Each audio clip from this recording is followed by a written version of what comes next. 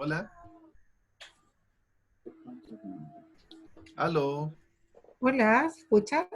Sí, se escucha. Perfecto. Buenas noches a todos, que el Señor los bendiga. Estamos aquí ya listos para esa segunda clase, la primera clase de un libro, que es el libro de Gálatas. Es una carta llena de exhortaciones, llena de retos, como diríamos en Chile, una carta llena de palos para todas partes, llena de exhortaciones, pero con un mensaje poderoso de Dios para nosotros, que Él quiere entregarnos. Me gustaría comenzar ese tiempo orando y vamos a tener unos minutos de alabanza para que nos enchufemos en las cosas del Señor, para que nos conectemos con Él, con su palabra y podamos tener un tiempo bendecido.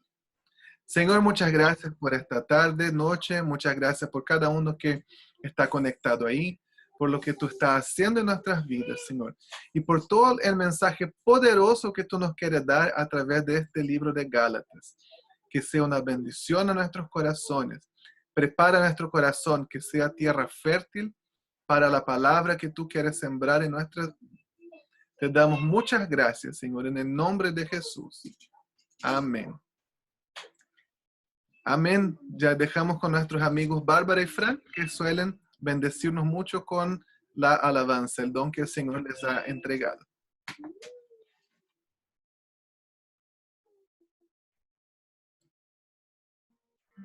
Ahí sí. Hola a todos, ¿cómo están? Espero que estén bien y como decía Tulio, vamos a desconectarnos de lo que estábamos haciendo, de lo que tenemos que hacer más adelante después de la clase y nos concentremos realmente en lo que Dios quiere hablarnos, en conocer de su carácter, en conocer de su gracia derramada sobre nosotros y poder entender esto que Dios quiere hablarnos. Amén.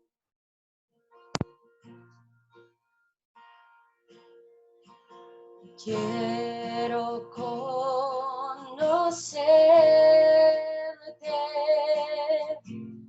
cada día más a ti, estar en tu presencia y adorar.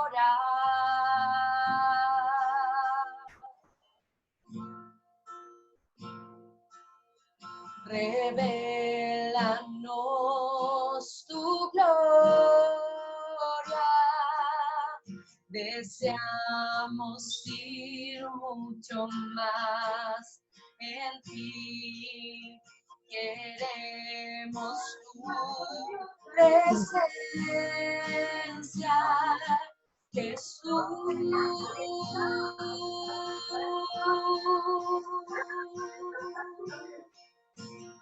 Al que está sentado en el trono,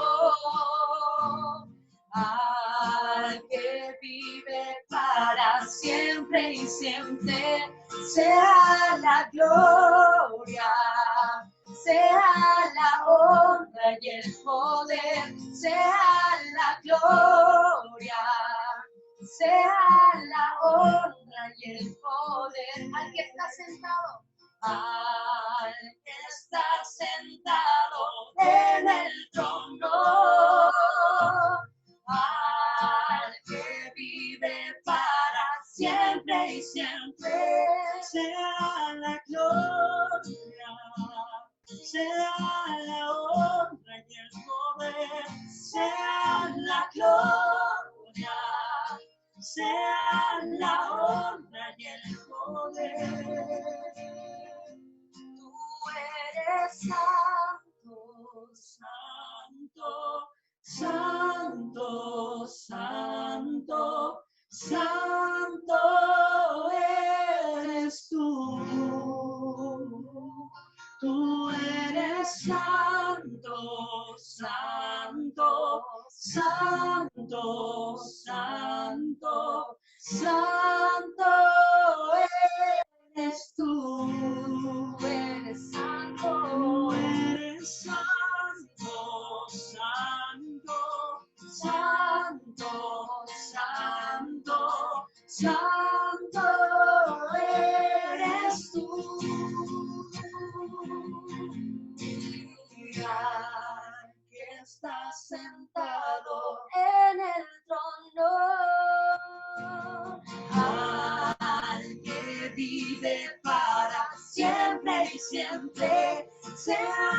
gloria, sea la honra y el poder, sea la gloria, sea la honra y el poder, sea la gloria, sea la honra y el poder, sea la gloria, sea la honra y el poder.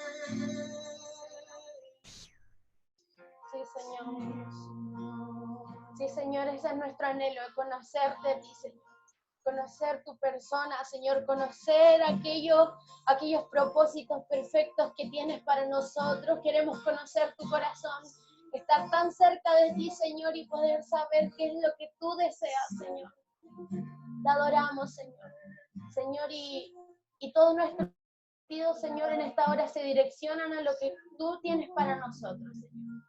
Que la información no tan solo quede en eso, sino que baje a nuestro corazón y podamos hacerlo vida. En el nombre de Jesús. Amén.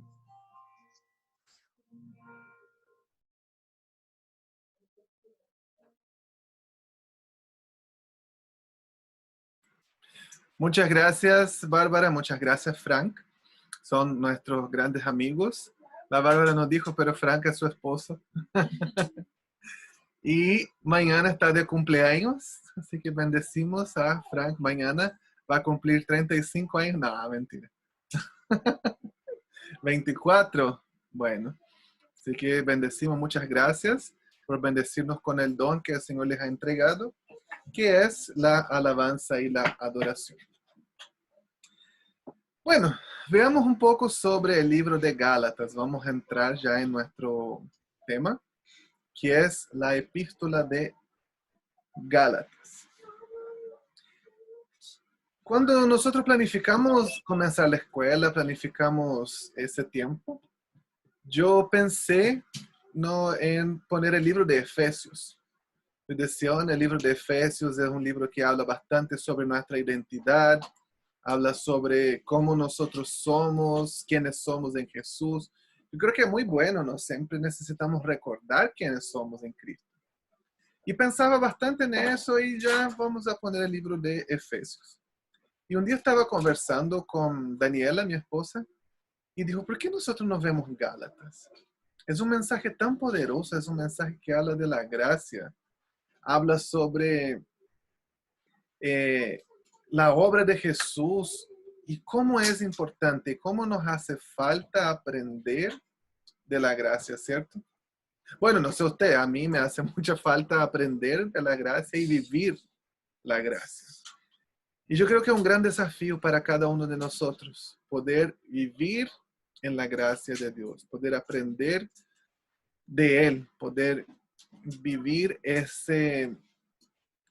todo lo que Él tiene para nosotros, poder lograr disfrutar el máximo potencial, ¿no? Sacar el máximo provecho de ser hijos de Dios. Porque muchas veces nosotros no lo hacemos. Que este mensaje sea un mensaje poderoso que impacte y que transforme tu vida. Este no es un libro tan largo, son solamente 6 capítulos, pero es tan profundo y hay tantos confrontos que nosotros decidimos dejar 2 clases para hablar de este libro.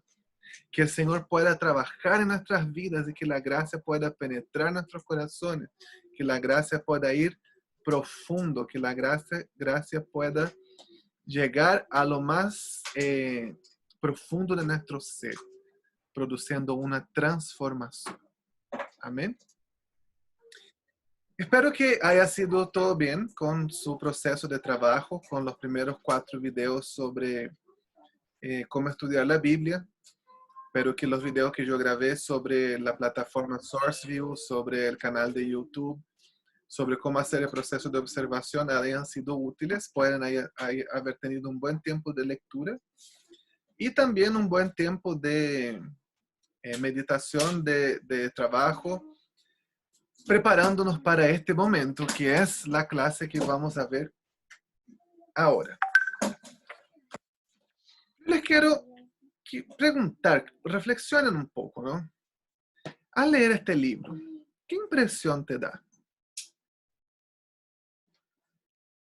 Mientras yo preparaba este libro, y yo ya lo he enseñado varias veces, algo que Dios siempre me habla es sobre una guerra espiritual. Cuando uno habla de guerra espiritual, generalmente uno piensa, imagina así como el exorcista, ¿no? O como algo así, los demonios volando para acá, un demonio saliendo para allá, o donde el endemoniado gadareno, ¿no? Dice que el endemoniado gadareno y una cosa así, ¿cuál es su nombre? Legión, porque somos muchos, y sale aquellos demonios, se meten a los cerdos se precipitan al mar, y uno piensa que es cosa bien escandalosa, ¿no? Yo vengo de una iglesia tradicional en Brasil, vengo de la iglesia presbiteriana de Brasil. Y por lo general no es una iglesia donde vemos muchas de esas cosas, manifestaciones de demonios, cosas así. Y me recuerdo que una de mis primeras experiencias así como fuertes, yo ya estaba en Jucum, yo estaba liderando un equipo de cruzada y estábamos con un equipo de misiones en Montevideo, Uruguay. Y estábamos en un culto, era un pequeño saloncito así en los fondos, al fondo de una casa. Y llegó una mujer y la mujer manifestó su demonio y comenzó. Y yo ahí bueno, no cachaba mucho. Y me recuerdo que el pastor de esta iglesia, él agarró, él tenía un frasquito así de aceite ungido. Y él metía el aceite en la nariz de la mujer, ¿no? Pobrecita. Y le decía, quémate, demonio, quémate. Y yo quedé muy escandalizado. Ese pobre le va, no sé, le va a asfixiar, intoxicar con aceite. Pero no es eso lo que se trata de guerra espiritual. Guerra espiritual es algo que tiene que ver con las fuerzas del enemigo resistiendo las fuerzas de Dios. Y yo estoy seguro que en tu casa, en tu vida, durante esta semana, mientras estudias y aprendes más sobre la gracia, va a haber una guerra espiritual. Porque hay muchas fortalezas mentales que te van a querer impedir de aceptar y vivir como un hijo de Dios. Hay muchas fuerzas del enemigo que quieren que tú no vivas y no disfrutes de la gracia. Porque el día en que puedas disfrutar y vivir la gracia de Dios, no hay límites para lo que tú puedes hacer en las manos de Dios. El día que tú disfrutes, tenga esta revelación de la gracia de Dios, no hay límites, no hay mentira del enemigo que te ofenda, no hay dificultad o prueba que te pueda detener, bloquear o derrumbar, porque vas a vivir plenamente en las manos del Señor. Y el enemigo te va a resistir, va a poner muchas cosas, va a poner bloqueo para que no tengas la revelación de la gracia. Y déjame decirte, no va a funcionar, porque tenemos el arma más poderosa que el Señor nos ha dado, que es su palabra, que la misma Biblia dice como una espada de doble filo, y va a traer revelación a cada uno de nosotros. Amén. Yo quiero que ustedes piensen algo conmigo. Esa guerra espiritual existe. Y desde el comienzo de la fundación de la iglesia, se ha vivido esa guerra espiritual para no aceptar, para no vivir la gracia, para no vivir plenamente como hijos de Dios. Y lo vemos evidenciado ahí en el libro. Imagínense, piensa conmigo. El libro de Gálatas, creemos que fue escrito alrededor de 25 años después de la muerte y resurrección de Jesús. Solamente 25 años de cristianismo y ya había una lucha para no vivir la gracia. ¿Qué diríamos nosotros 2000 años después con las 300.000 herejías por día que son introducidas en la doctrina cristiana? Hay una guerra espiritual y esa guerra es vivir la gracia de Jesús. Hay un pensamiento que nos domina y infelizmente este pensamiento es muy fuerte en la iglesia cristiana, no debería ser, ¿no?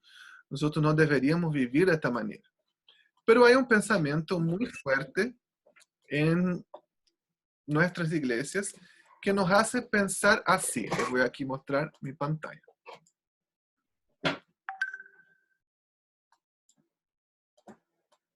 Aquí tenemos Gálatas. Si yo, un espacio vacío, entonces voy a ganar un espacio vacío. Yo quiero que usted piense conmigo y complete. ¿Qué es lo que tú haces? Si yo me pongo a orar fuertemente y ayuno, entonces voy a ganar o voy a recibir la respuesta financiera que estoy esperando para este tiempo de crisis. Si yo evangelizo y gano muchas almas para el Señor, entonces mi iglesia va a ser bendecida y va a crecer en número. Si yo me meto a estudiar la Biblia en un estudio bíblico presencial o online, un instituto bíblico, seminario, lo que usted quiera, entonces voy a ser un hijo bendecido y el Señor va a escuchar mis pedidos de oración. Si yo doy el diezmo y las ofrendas, entonces no voy a pasar necesidades. ¿Qué tipo de frase, de ecuación tienes o vives tú en tu vida? Infelizmente, cada uno de nosotros vive un tipo de esa frase, ¿no? Pone algo ahí, añade algo a su salvación, a su relación con Dios. De hecho, la misma palabra religión, no, se preguntaba, ¿cuál es tu religión? Soy cristiano evangélico, canuto. La palabra religión viene del latín religare, tal como suena, ¿no? Religare. ¿Qué significa lo que parece? Reconectar, ¿no?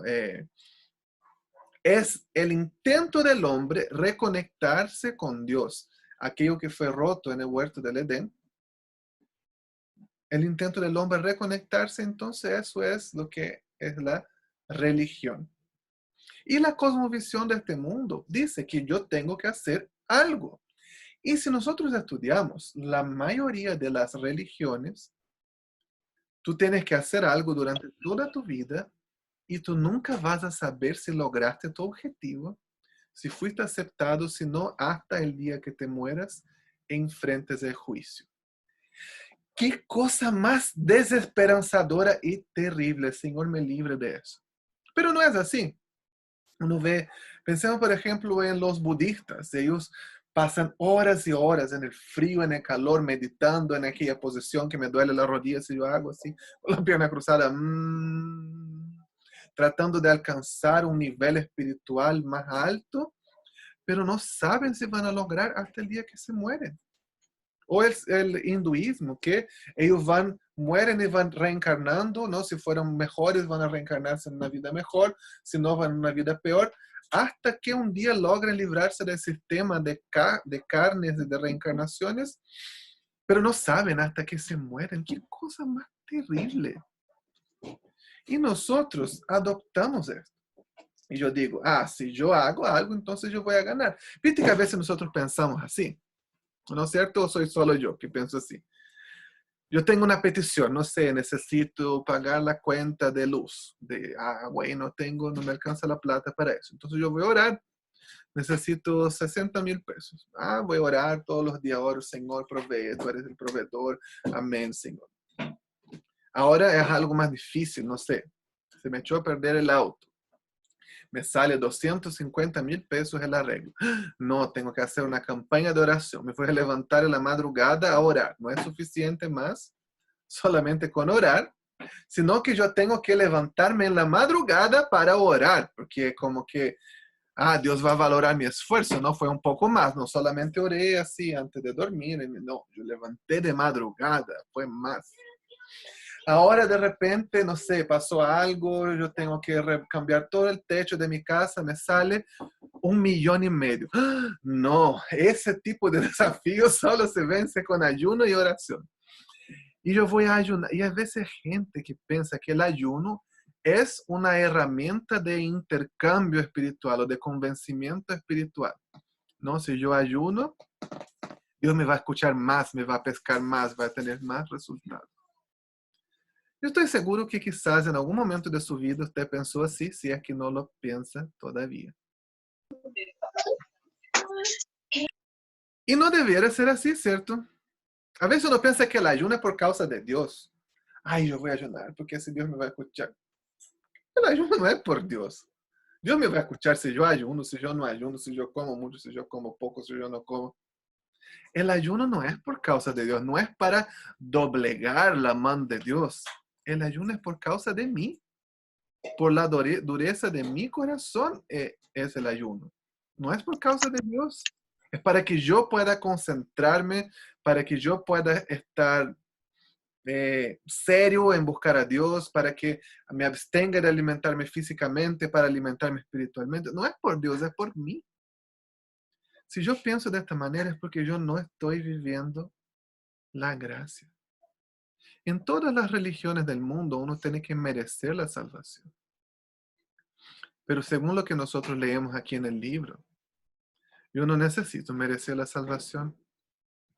Ella me fue dada de gracia. Y esta gente recibió de gracia, Pablo fue, les predicó, les enseñó eso, pero ellos dijeron, no quiero de gracia. Yo quiero pagar por él. Yo voy a comenzar a hacer algo. Yo quiero hacer algo. Yo no quiero que sea gratis. No, gratis no. Yo quiero pagar. Déjame pagar. Y eso dejó Pablo tan estupefacto. No sé si hay otra palabra mejor. Lo dejó así pensando, pero ¿por qué?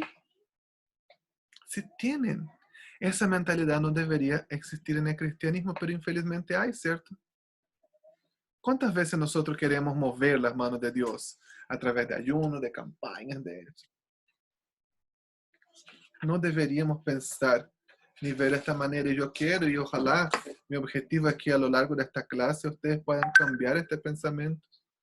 El Señor pueda moldear sus corazones y puedan ver las cosas desde una perspectiva diferente. Y que esta batalla que hay en la mente de cada uno tenga un final con la victoria de la gracia sobre la ley. Amén. Vamos a pensar entonces en el libro en sí. ¿Cuál es el tema principal del libro? ¿Cuál es el asunto principal? ¿Qué es lo que piensan que está aconteciendo? Imaginemos eso. Está el apóstol Pablo ahí. Él estuvo predicando en la región de Galacia. Estuvo ahí predicando, plantó varias iglesias, le costó, fue difícil, tuvo unas dificultades muy graves, muy serias ahí en su tiempo que estuvo predicando. Volvió en victoria, muchos hermanos se convirtieron, fortalecidos ya. Él está allá en su casa en Antioquía, donde él vivía, era su iglesia que lo envió a sus viajes misioneros. De ahí después hablamos de eso. Y estaba ahí Pablo, tranquilo en Antioquía, y de repente llega alguien. ¡Pablo! ¿No sabe qué ha pasado? Y Pablo, oye, ¿qué? Pero casi boto el té, estaba tomando un té. Tranquilo, ¿qué pasó? Cuéntame qué ha pasado, por favor, que yo también quiero saber. Y dice, me llegó una carta de las iglesias de Galacia y no sabe qué pasó. Entró gente a la iglesia que dice que la gracia de Jesús no es suficiente y ellos están practicando la ley, se están circuncidando, dejaron de comer carne, están guardando los sábados, están viviendo la ley de Moisés. Y Pablo, yo imagino con toda su ternura del apóstol Pablo, le mira y dice, ¿what? Como, ¿qué? ¿Cómo es posible, hijos de Belial? Asnas de Balaam. No sé, algo así, ¿no? Nosotros veamos en el libro, él dice, ¿no? Esta versión, en la Reina Valera, el versículo muy conocido, dice, oh Gálatas insensatos. Esa versión dice, oh Gálatas tontos. La NBI un poquito peor, dice, oh Gálatas estúpidos. En un día van a inventar otra versión, oh Gálatas imbéciles. Cada vez va empeorando más. Pero realmente, eso dejó Pablo consternado. ¿Cómo es posible? Y voy a llegar a él, los voy a forrar. No puedo creer que hayan hecho eso. Estuve ahí, los enseñé, fui apedreado por eso. Y ellos desechan la gracia, que es un regalo. Y comienzan a cargarse con un yugo. Y eso deja a Pablo enojado, pasmado. Y él escribe esta carta, y si nosotros notamos, en un tono de urgencia, en un tono de exhortación que no vemos en otras epístolas, muy así, apasionado cuando escribe. Y sabe qué, hermanos, yo imagino a veces Jesús mirándonos a nosotros, cargando nuestros hombros con cosas que no necesitamos para agradarlo, para servirlo, y con la misma expresión de Pablo, como, ay, de nuevo. Yo les he dado todo. Yo he conquistado todo para Él en la cruz. ¿Y por qué quiere hacer eso? Yo le mandé ayunar 40 días y 40 noches. No, no le mandé. Yo les dije que hiciera un compromiso, que todos los días tenía que evangelizar a alguien. No. Bueno, si Dios te habló, hágalo, ¿no? Pero no es, unas veces pone requisitos en la relación con Dios, pero no hay requisitos. Y el libro de Gálatas nos enseña eso. Pensemos un poco más en el libro. El autor. ¿Quién es el autor? Obviamente es Pablo. Nosotros vemos eso, ¿no? En el versículo 1:1, él dice, les escribo yo, el apóstol Pablo. Y al final del libro, hasta en un tono un poco sarcástico, déjame encontrar dónde él escribe eso. En el capítulo 6, versículo 11. Fíjense que uso letras grandes para escribirle de mi propio puño y letra estas últimas palabras. Y aquí en la Biblia, en la NBI, sale todo con letras mayúsculas, ¿no? Así como casi gritándoles, ¿no? Diciendo, hablándole como a niñitos. Está claramente fue el apóstol Pablo. Y de hecho, él como que defiende su rol de apóstol, su rol de fundador de estas iglesias, y hasta que da como una especie de autobiografía. Vamos a ver un poco más adelante, paso a paso, qué es lo que él nos da a conocer sobre él mismo aquí en esa epístola.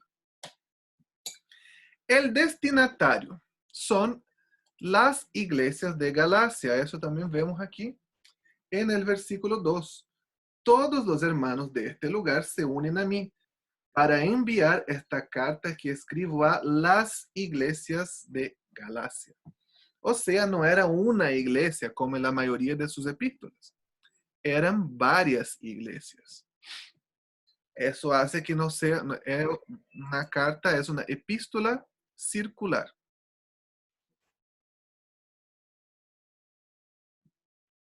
¿Quiénes eran esos Gálatas? Ya les vamos a ver en un ratito. El origen del libro, desde dónde escribió. El origen y la fecha. Ahí hay un poco de discusión sobre este libro. Creemos que Gálatas fue la primera epístola escrita por el apóstol Pablo. Quizá por eso es lo que estaba más enojado, ¿no? La primera vez que escribió. Creemos que fue la primera epístola escrita. Y justamente por el tema de eso, ¿no? Los cristianos que no son judíos, los cristianos gentiles, deben guardar la ley o no deben guardar la ley. El apóstol Pablo dice tajantemente, no tienen que guardar la ley, no les es necesario.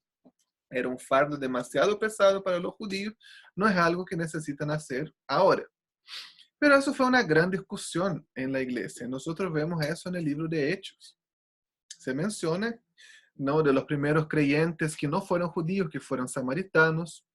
Los samaritanos eran como semi-judíos. Entonces ya les costó, pero aceptaron. Ya los samaritanos también pueden recibir a Jesús. Y después, algunos gentiles recibieron a Jesús. Y fue como, ¿qué? No tanto, pero recibieron el Espíritu Santo. Y ellos dijeron, bueno, si el Espíritu Santo se manifestó a ellos, ¿quiénes somos nosotros para decirles que no? Entonces aceptaron. Pero ahí estaba la duda, estaba el problema. Ya. Los gentiles también pueden ser salvos. También la promesa de Jesús era para ellos. Pero, ¿tienen que guardar la ley de Moisés o no tienen que guardar la ley de Moisés? Y a veces leemos eso así como juzgando a los judíos, ¿no? Como criticándole, ay, qué gente apegada a la ley. Imagínense, era gente que guardó esta ley por 1500 años aproximadamente. No era una tradición de, no sé, de una semana. Era una tradición de 1500 años, de que ellos atesoraron la ley, ellos creían que eran el pueblo elegido de Dios, estaban aferrándose a esas cosas, y de repente, ¡pa!, no necesitan más la ley. Es algo difícil desapegarse. Imagínense, ¿no? Vamos a dar un ejemplo aquí. Nosotros, que vivimos en Chile, la mayoría, ¿no? Tenemos aquí algunos hermanos de Brasil, Bolivia, Perú, Argentina, pero en Chile algo muy típico es, en septiembre hay que celebrar las fiestas patrias, ¿cierto? Hay que comer mucha carne, choripán, empanada. ¡Amén! ¿Se escucharon un amén por ahí? No puedo comer esas cosas ahora. Tengo gota. Pero es una tradición, ¿no? Tenemos que celebrar. Imagina que alguien llegara ahora, no, Jesús vino y ya no se celebra más el 18. Nada más de empanada, sin asado, sin ramadas, sin nada de esas cosas. ¡Ah! Es como, no sé, ¿quién les echó ficha? ¿Cómo van a hacer eso? No me gustó la idea. Algo así, ¿no? Una comparación. No querían, era difícil deshacerse de esas tradiciones. Entonces fue una polémica, no una polémica, pero fue un tema muy importante, muy discutido en la iglesia primitiva. Ahora, ¿cuándo tuvo fin este tema? Bueno, no fin, pero ya dejó de ser un tema mayor. El libro de Hechos, capítulo 15, nos habla de un evento muy importante que marcó la historia de la iglesia. Y este evento fue llamado el Concilio de Jerusalén. Y ocurrió en el año 49 o 50 después de Cristo. Ustedes miran algunas Biblias, algunos diccionarios bíblicos, comentaristas van a decir 49, otros van a decir 50. Está bien, les perdonamos un añito, ¿cierto? ¿Qué es lo que fue el Concilio de Jerusalén? Los líderes de la iglesia, los de la iglesia de Jerusalén, donde comenzó todo, de las principales iglesias ahí, vinieron, todos se reunieron en Jerusalén y hicieron un concilio para discutir justamente ese tema. ¿Qué es lo que pasa con los gentiles que se convierten? ¿Guardan la ley de Moisés o no?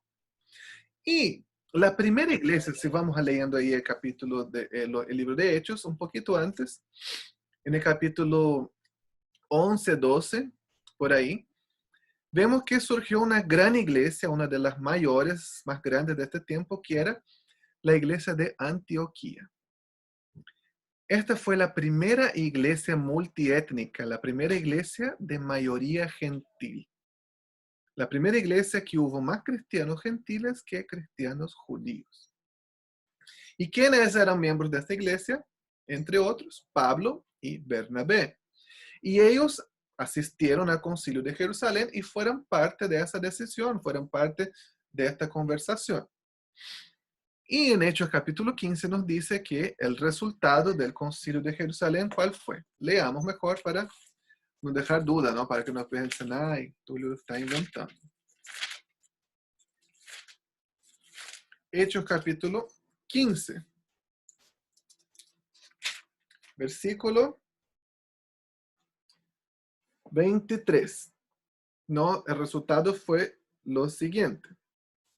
Nosotros los apóstoles, los ancianos y sus hermanos de Jerusalén, escribimos esta carta a los creyentes gentiles de Antioquía, Siria, Cilicia. Saludos. Tenemos entendido que unos hombres de aquí os han perturbado y inquietado con su enseñanza, pero nosotros no los enviamos. Así que decidimos, después de llegar a un acuerdo unánime, enviarles representantes oficiales junto con nuestros amados Bernabé y Pablo, quienes han arriesgado la vida por el nombre de nuestro Señor Jesucristo. Le enviamos a Judas y Silas para confirmar lo que hemos decidido con relación a la pregunta de ustedes. Pues nos pareció bien al Espíritu Santo y a nosotros no imponer sobre ustedes una carga mayor que estos pocos requisitos. Deben abstenerse de comer alimentos ofrecidos a ídolos, de consumir sangre o la carne de animales estrangulados y de la inmoralidad sexual. Si hacen eso, harán bien. Adiós. Entonces, el resultado del Concilio de Jerusalén, ¿cuál fue? Los gentiles no necesitan guardar la ley de Moisés. Sí, hay algunos elementos que ellos deben guardar, algunos elementos morales de la ley, pero no los elementos rituales, esas cosas, no. Entonces, se entendió eso, dijo, de manera unánime y por intermedio del Espíritu Santo. Y se mandó esta carta a todas las iglesias de donde había mayoría gentil. Ahí menciona, ¿no? De Antioquía, Siria, Cilicia y otras regiones.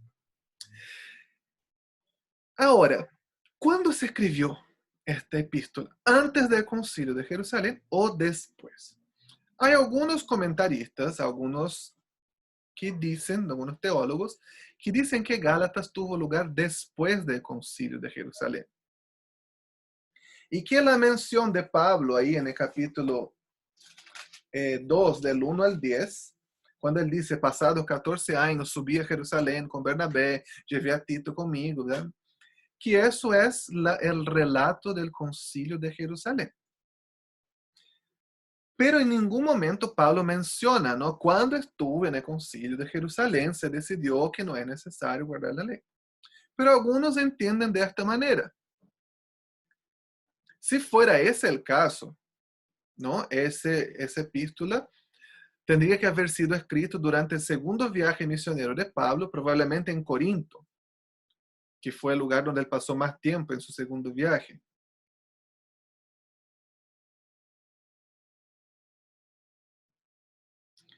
Pero hay un pequeño problema con ese tipo de pensamiento.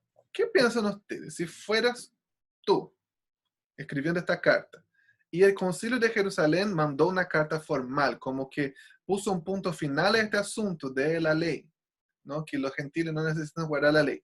¿No lo hubiese mencionado? Ay, no, para guardar la compostura. Bueno, Pablo no era una persona de guardar compostura, que digamos, ¿no? Pablo era una persona sin pelos en la lengua, decía lo que tenía que decir y no estaba ni ahí con agradar a hombres, como decía ahí mismo en la epístola de Gálatas, no quiero agradar a hombres. Si estuviera agradando a hombres, no predicaba a Cristo crucificado. Entonces hay un problema. Algunas personas dicen, pero que él fue escrito después del Concilio de Jerusalén. Yo encuentro poco probable, porque si no hubiese sido mencionado en la carta, ¿no? Con letras garrafales, al igual que Pablo, así. Yo, Pablo, escribo de mi propia mano con letras grandes para que nadie diga que no fui yo.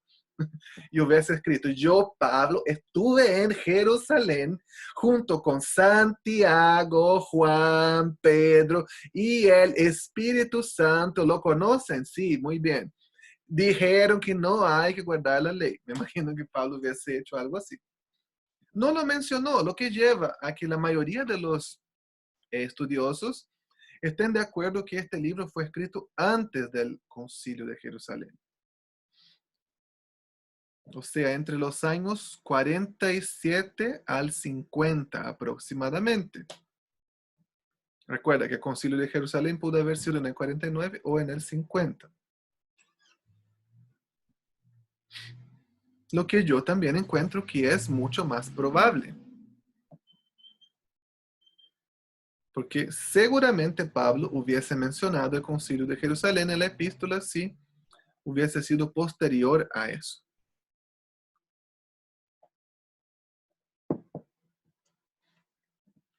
Y si este libro fue escrito antes del Concilio de Jerusalén, fue escrito desde Antioquía, que era la ciudad de Pablo, su iglesia, que lo envió a cada uno de sus viajes misioneros. Del año 47 al año 50 después de Cristo.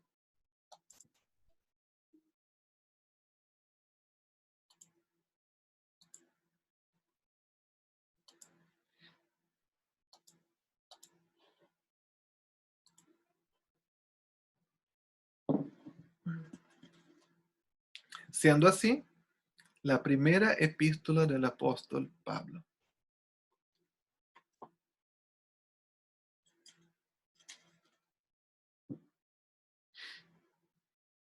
Luego después de su primer viaje misionero y antes del segundo.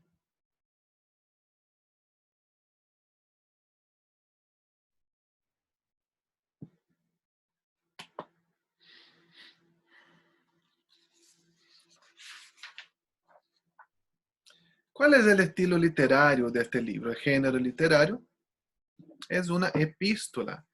¿Qué es una epístola? Una carta. Pero ¿qué tipo de epístola? Es una epístola circular, porque fue escrita para más de una iglesia.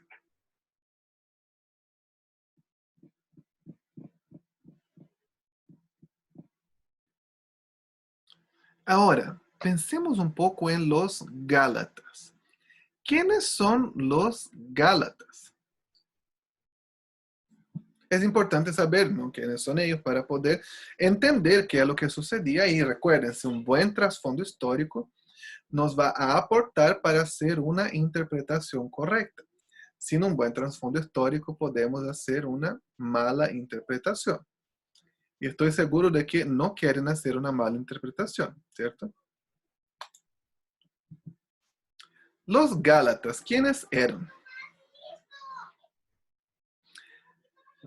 Los Gálatas eran habitantes de la provincia romana de Galacia.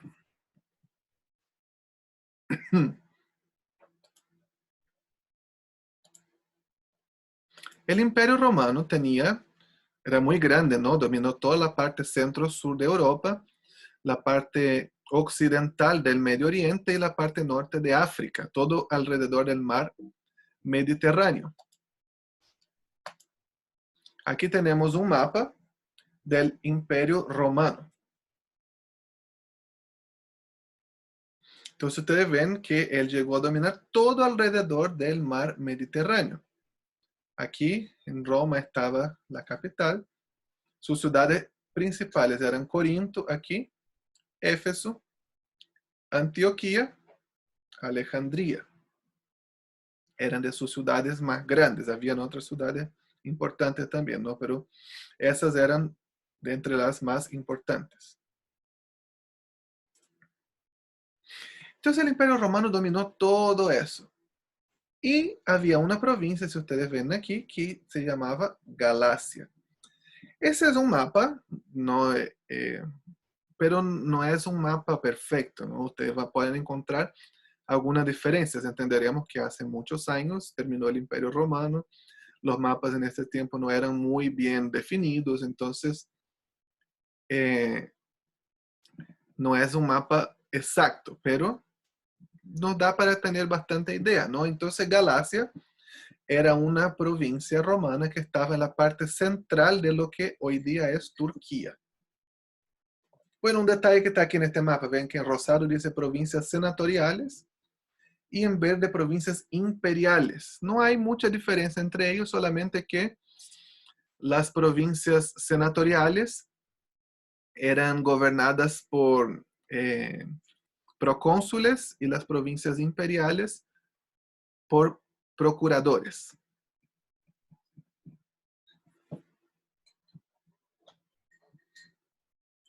Ahora, ¿quiénes eran estos Gálatas? En este momento en que se escribió la carta, eran los habitantes que vivían en esa región central de la actual Turquía. Pero eran una etnia que se originó en Europa Central, muchos años antes de eso, y que emigró y vivió en muchos lugares diferentes. Y eran llamados de galos.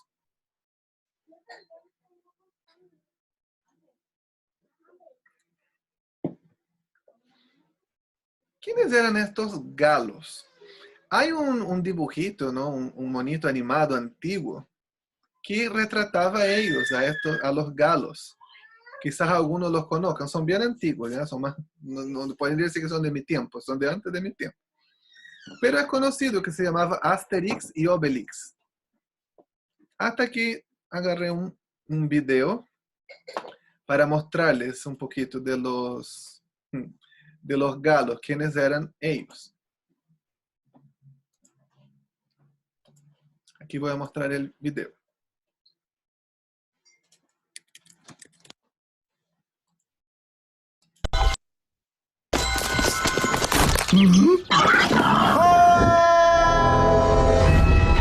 No me he torcido el tobillo ni una sola vez, ¡ni una!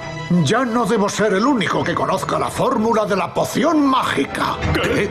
Debo partir en busca de un joven sucesor al que se la confiaré. ¿Qué?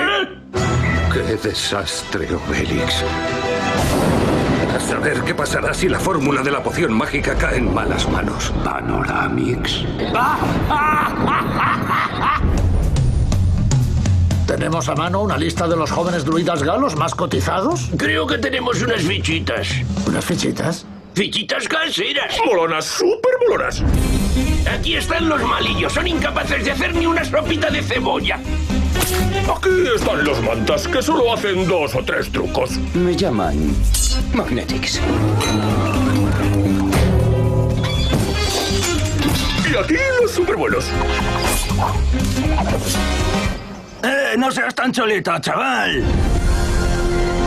Ave César.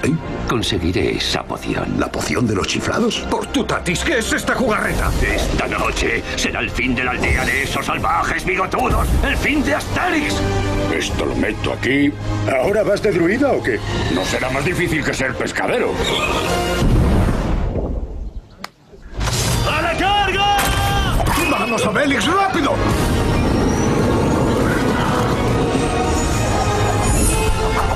¿A quién zurro? ¿A quién le meto? ¿Pero por qué pones eso? Ya sabes lo que pasa cada vez ¡Que que... no soy tonto! Si a la 10ª no ha explotado, es que está bien, no explotará. ¿Listo? Como seas tan buen druida como pescadero, la hemos liado. A ver, ¿qué se cuenta el grandullón? Se te ha comido la lengua el gato, ¿eh? ¿Quieres pelear conmigo? Jolín, qué daño. A ver si aprendo a medir mis fuerzas. Perdona, chavalote.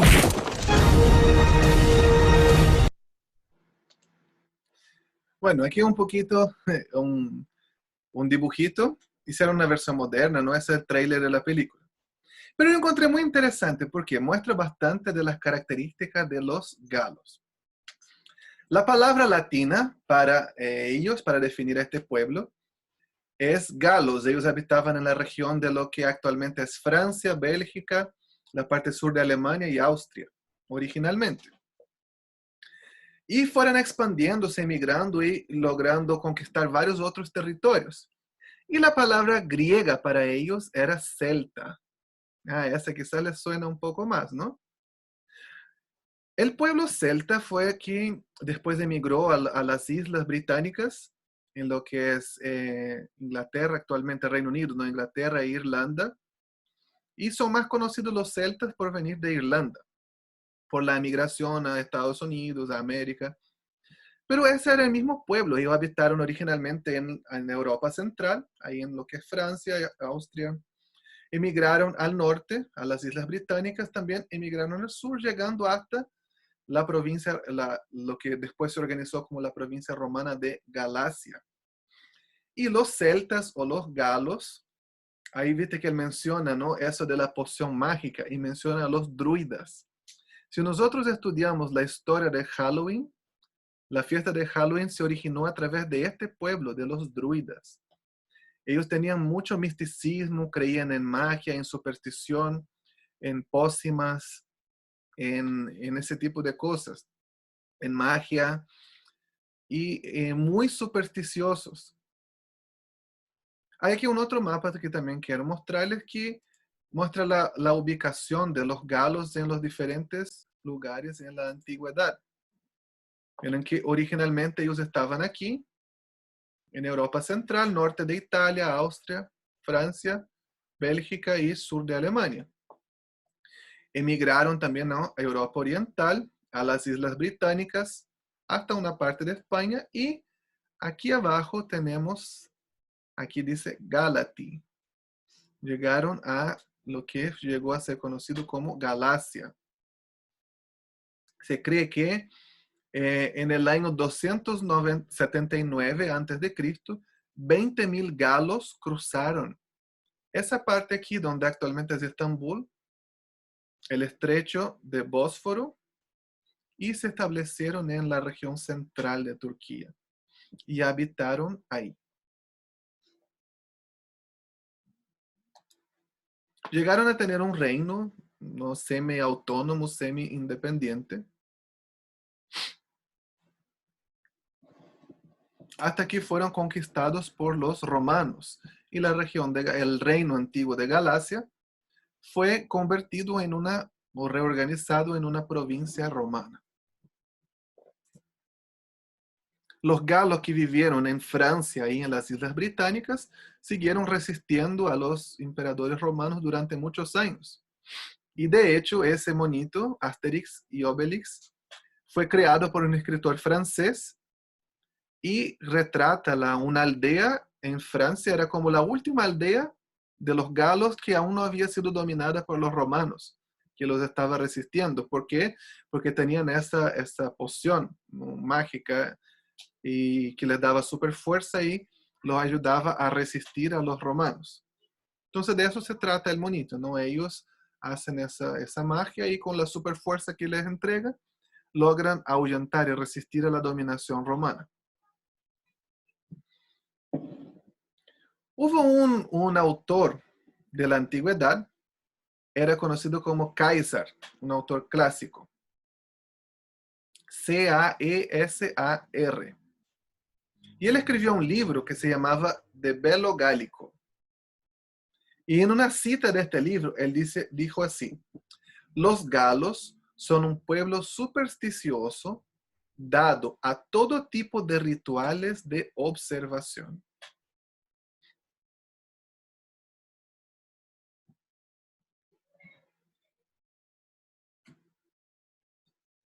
Entonces vemos, eran un pueblo que emigró de Europa Central, tenía muchas creencias de misticismo, de brujería, muy supersticiosos, y eran muy fácil para ellos, como dice ahí este escritor, ¿no?, dados a todo tipo de rituales.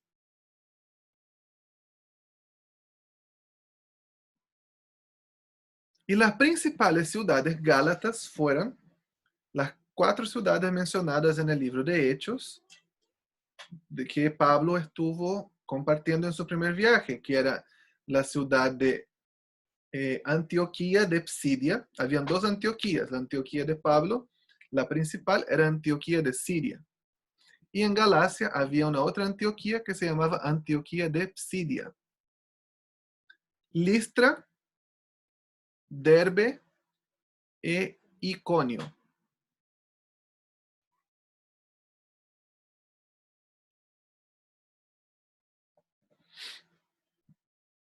Entonces vemos en Hechos, en los capítulos 13 y 14.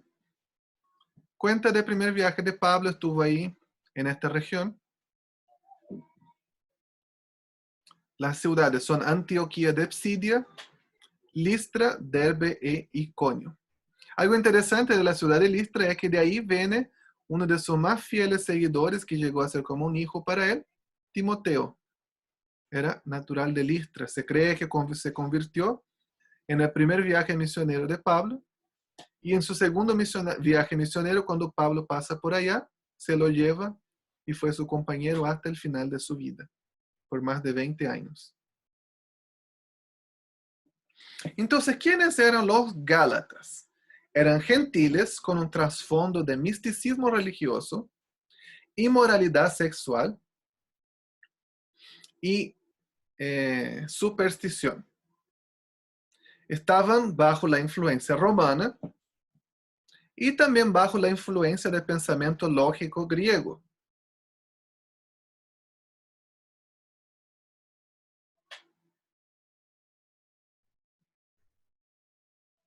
Eso ya nos ayuda a entender un poco más de la ocasión del libro.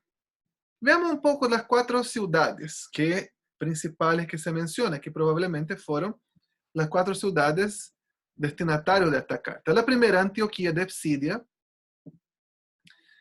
nos relata Hechos 13 del 14 al 28. Hechos capítulo 13 del 14 al 28. ¿Qué nos menciona ahí? Pablo y Bernabé estuvieron predicando ahí. Y muchos judíos y gentiles creyeron. Ambos creyeron. Y hubo un gran número de conversiones. Pero algunos judíos se picaron, se enojaron, les dio envidia, y comenzaron a perseguir a Pablo y Bernabé. Y ellos tuvieron que huir. Entonces de Antioquía de Psidia fueron a la próxima ciudad, que era Iconio. Esto, Iconio, sale en Hechos 14 del 1 al 7. Hechos capítulo 14 del 1 al 7. ¿Qué es lo que sucedió? Casi lo mismo que en Antioquía de Psidia. hubieron señales y maravillas, muchos gentiles creyeron y algunos judíos creyeron también, y la misma gente que los persiguió en Antioquía de Psidia, llegaron a Iconio, como que se juntaron con los judíos envidiosos, celosos de Iconio, y entre los dos los persiguieron también. Y los forzaron a huir a la próxima ciudad, que era Listra. Y ahí les mencioné, en Listra, era la ciudad de Timoteo, se cree que ahí fue cuando se convirtió. Y algo muy curioso sucedió en Listra, Hechos 14 del 8 al 20. En Listra había un hombre, un paralítico, y dice que Pablo lo sanó por el poder de Dios. Y cuando lo sanó, mira, era gente, su trasfondo misticismo, de superstición, de religiosidad. Ellos vieron que Pablo había hecho un milagro y toda la gente ahí comienza a agarrar, los agarra y los comienzan a adorar como dioses. Y dicen que Pablo era Zeus y que Bernabé era Hermes. Hermes era ese con la sandalia con alitas, así que iba volando, que llevaba los mensajes de los dioses. Ese era Hermes. Y Zeus, ustedes saben, ¿no? El dios principal del Olimpo. Entonces comienzan a decir, son Zeus y Hermes, y comienzan a adorarlos como dioses. Y ellos no, y dicen que no, y no pueden hacer, y se rompen sus ropas, y no somos dioses, somos hombres. Y en eso que le están ahí adorando, vienen los judíos que lo venían siguiendo de Antioquía de Psidia, se juntaron con los de Iconio, se juntaron con los de Listra, y los tres los apedrean. Bueno, a Pablo, apedrean a Pablo. Lo llevan ahí, y dice que lo llevaron afuera de la ciudad como muerto. Probablemente Pablo, inconsciente, lo llevan afuera de la ciudad. Mire qué cosa más loca, ¿no? Ellos estaban siendo adorados como dioses y de un rato para otro la cosa se da vuelta y Pablo es apedreado.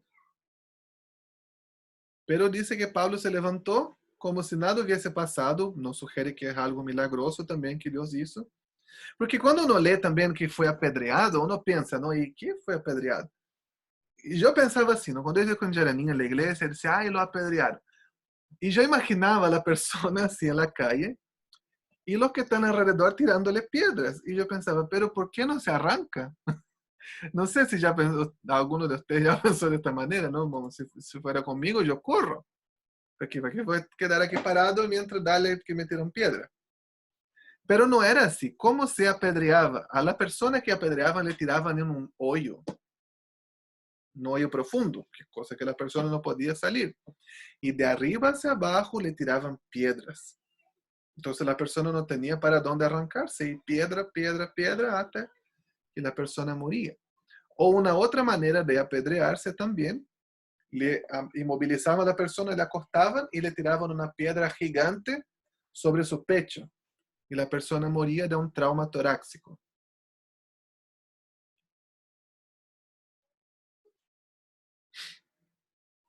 De ahí Pablo se levanta como si nada hubiese pasado.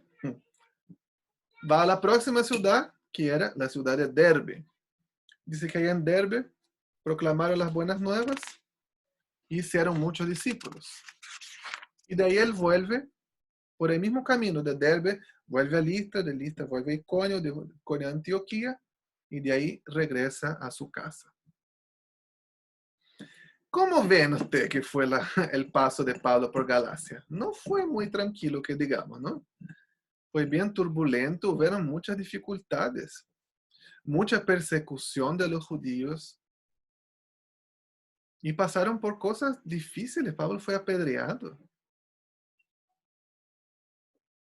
Yo he leído algunos comentarios, muchas personas dicen que Pablo era una persona que tenía muchas cicatrices, porque fue golpeado con látigos, con piedra, con los puños. Entonces, aunque Dios hubiese hecho un milagro y se levantó como si nada, pero y los cortes, y los moretones, y los piedrazos, todo que le dejó ese incidente en Listra. Entonces, durante su paso por Galacia, hubieron muchos discípulos, sí, pero ellos enfrentaron mucha oposición, muchas dificultades.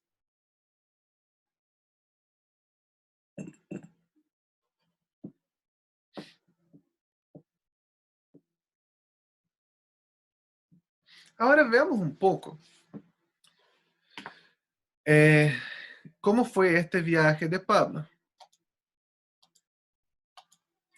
Aquí tenemos un mapa de su primer viaje. Aquí está Antioquía, que era su, perdón, Antioquía, que era su casa, la sede donde él vivía. Entonces él sale, pasa por Chipre, por la isla de Chipre, por Pafos, Salamina, llega a Perge y ahí él hace este recorrido de Antioquía de Psidia a Iconio, Listra y Derbe, vuelve por el mismo camino, por Listra, Iconio, Antioquía, a Perge, que era el puerto, y regresa a Antioquía. Entonces esta era la región de Galacia.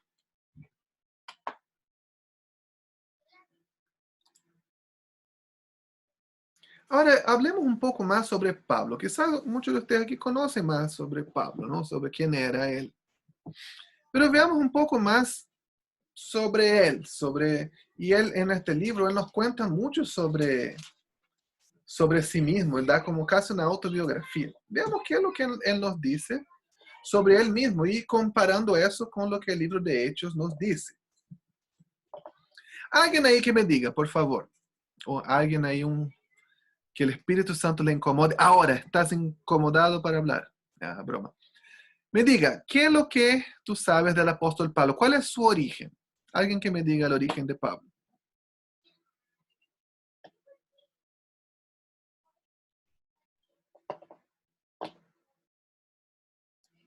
Era de la tribu de Benjamín. De la tribu de Benjamín. Muchas gracias, Carolina. ¿Qué más podemos ver de él? Agustín, habla, queremos ver tu cara.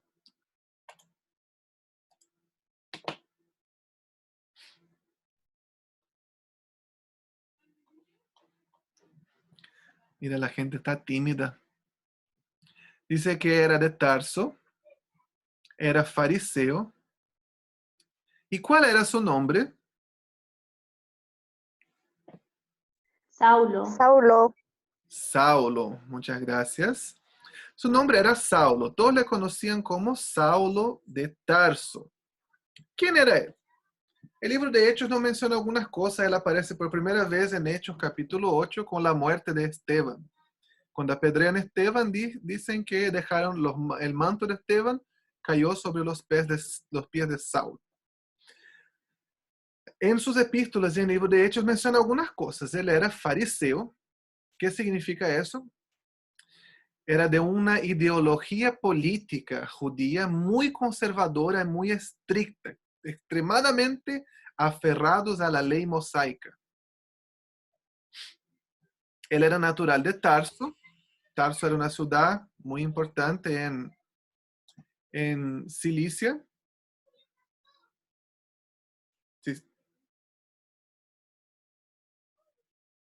Sicilia, perdón. Era una ciudad muy importante ahí. Y él vivía en Jerusalén. Y él, como parte de la guardia del templo, de los que luchaban por la religión judía, fue encargado y perseguía a los judíos que se convertían al cristianismo. Cuando leemos ahí en el libro de Hechos, los primeros años de la iglesia, cuando apresaron a Pablo, a Pedro y a Juan, ¿qué tipo de gente era perseguida? No era cualquier persona, eran solamente aquellos judíos que se convertían al cristianismo. Porque las autoridades judías no tenían poder legal suficiente para perseguir a otras personas, para, no sé, perseguir a un romano, un griego. Ellos solamente podían perseguir, tenían autoridad para perseguir a los judíos que se convertían al judaísmo. Y él comenzó a perseguir a estas personas y supo que muchos judíos perseguidos habían huido a Damasco. Y él pidió al sumo sacerdote, dame el permiso para ir a Damasco a perseguir a esta gente. Y allá camino a Damasco, todos conocemos la historia, ¿no? Se alumbró el cielo, un resplandor, él se cayó del caballo y le dijo, Saulo, Saulo, ¿por qué me persigues?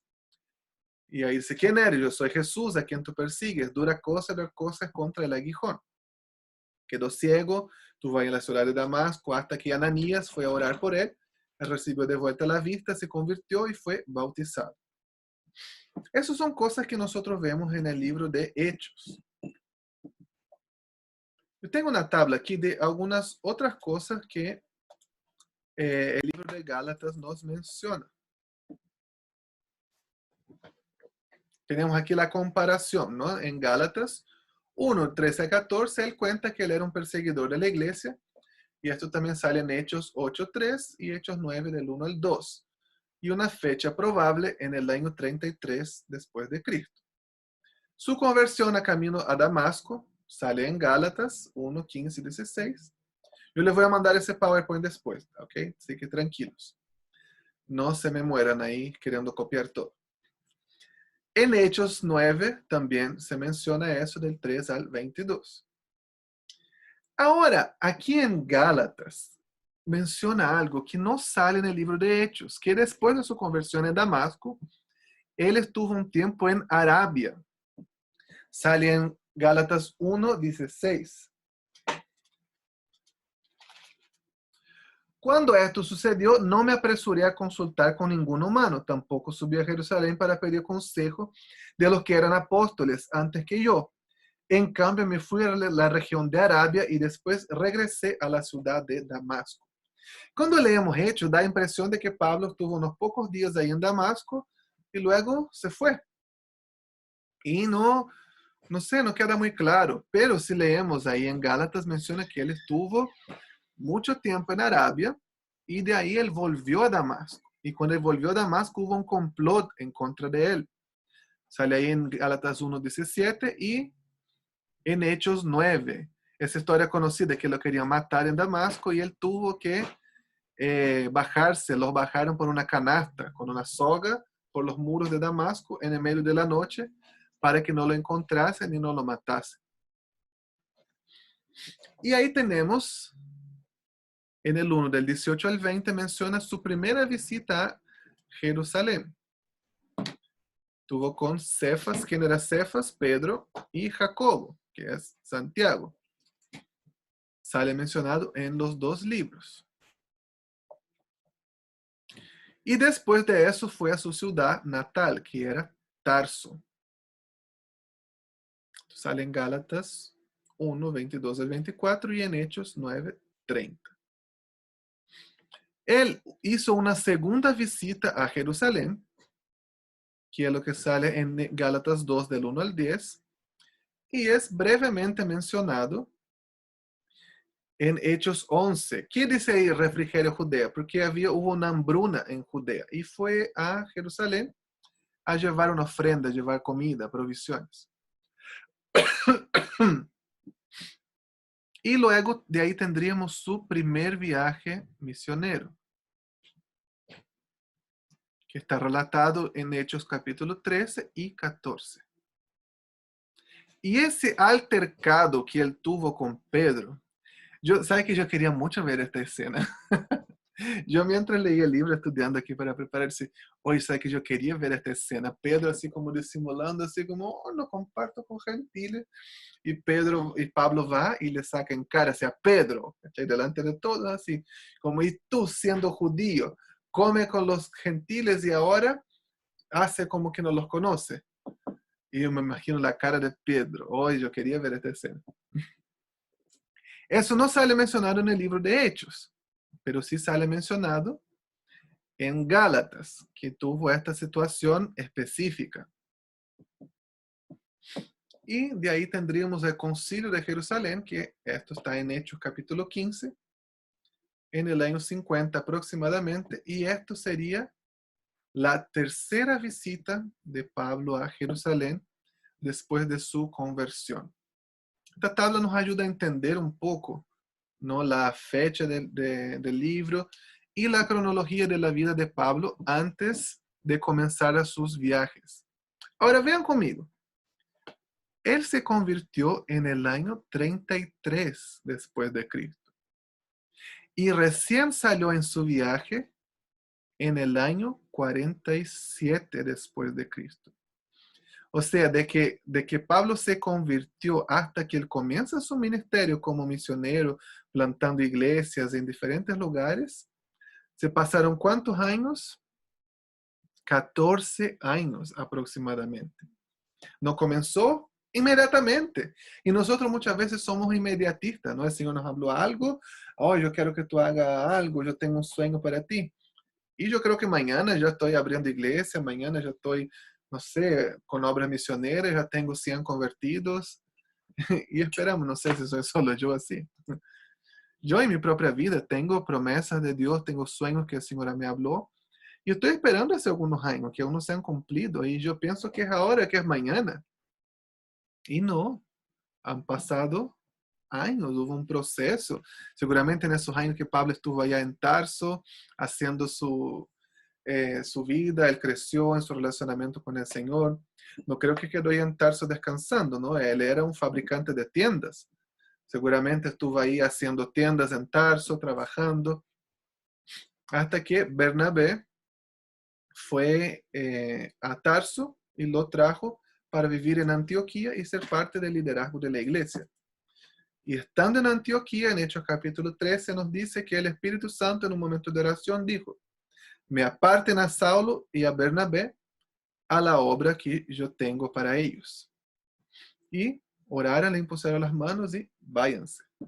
No, pero Saulo y Bernabé son los mejores líderes de la iglesia. ¿Cómo los voy a dejar ir? Si el Espíritu Santo habló, ¿quién somos nosotros para cuestionar?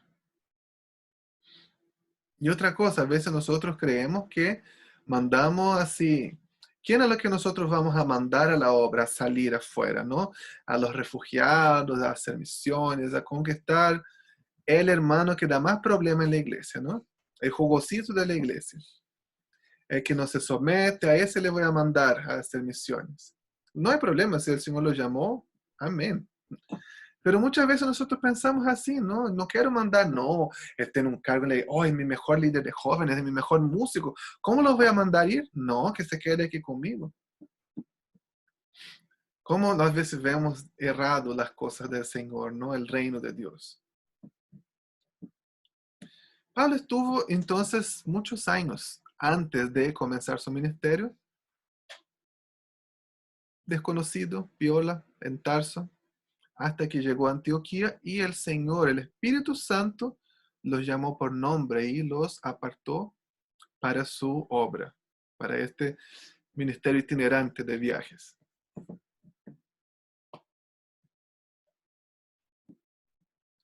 Tenemos bastante información ya de trasfondo histórico, ¿no? Ya sabemos la ocasión del libro, ya sabemos quiénes eran los Gálatas, ya sabemos de dónde vinieron, cómo era el tipo de pensamiento de los galos. Ya vimos un poco de la vida de Pablo, en qué momento él comenzó a hacer sus viajes, qué es lo que sucedió al concilio de Jerusalén. Y una última información que es muy importante. A este grupo de cristianos que creían que, aunque eran cristianos, deberían seguir manteniendo las leyes, las tradiciones judías, la ley de Moisés, a este grupo se le llama judaizante. Que crean que hay que seguir manteniendo la ley. Aunque Jesús ya vino, su obra en la cruz, tenemos que seguir guardando la ley.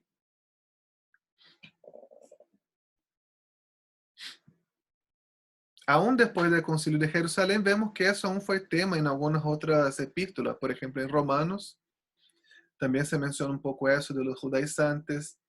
En Colosenses se menciona algunas cosas también. Y nosotros en los días de hoy aún tenemos movimientos judaizantes dentro del cristianismo moderno. Hay dos movimientos cristianos judaizantes que surgieron del mismo origen, que uno son los adventistas, surgieron en la mitad del siglo XIX en Estados Unidos. Vinieron del mismo lugar, ¿no? Se dividieron después en dos grupos, que fueron los adventistas y los testigos de Jehová. ¿Por qué son movimientos judaizantes? Porque ambos creen que hay que seguir guardando elementos de la ley. Los adventistas hacen mucho énfasis en la guarda del sábado. Pero también tienen otras leyes, como el no comer el cerdo, no, el tema de no donar sangre, tienen varios elementos, ¿no? Y los testigos de Jehová también guardan varios de los elementos de la ley.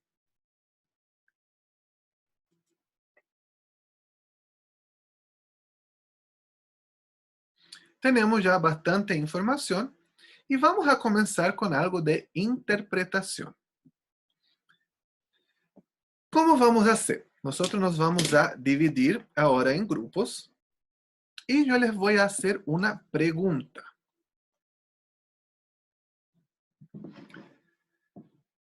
Y van a discutir esa pregunta en los grupos. ¿Cuál va a ser esta pregunta? ¿Ya? Si nosotros nos damos cuenta en el capítulo 1, cuando Pablo comienza la carta, él maldice a los Gálatas 2 veces. Yo encontré eso chistoso, ¿no? La pregunta es, ahí la frase si me puede ayudar a escribir en el chat. ¿Por qué Pablo estaba tan enojado a escribir Gálatas a punto de maldecirlos 2 veces? Y desarrollando dentro de la misma pregunta, ¿qué situación específica desencadenó tal emoción? ¿Qué cosa, qué situación, qué circunstancia desencadenó esta emoción tan fuerte en Pablo a punto de que él maldijera a los Gálatas? No solo una, sino 2 veces. Voy a poner aquí en el chat. Ya lo puse, Frecia, muchas gracias. ¿Por qué Pablo estaba tan enojado al escribir Gálatas a punto de maldecirlos 2 veces? ¿Y qué situación desencadenó tal emoción? ¿Ok? Nos vamos a dividir ahora. La división es automática.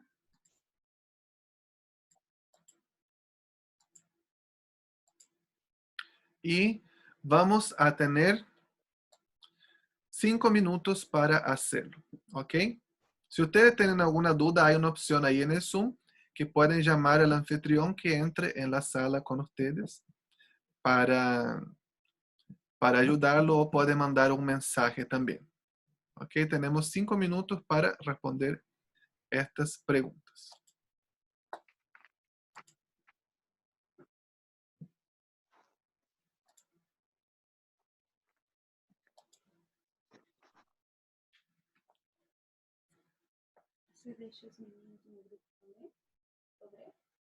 ¿Están todos?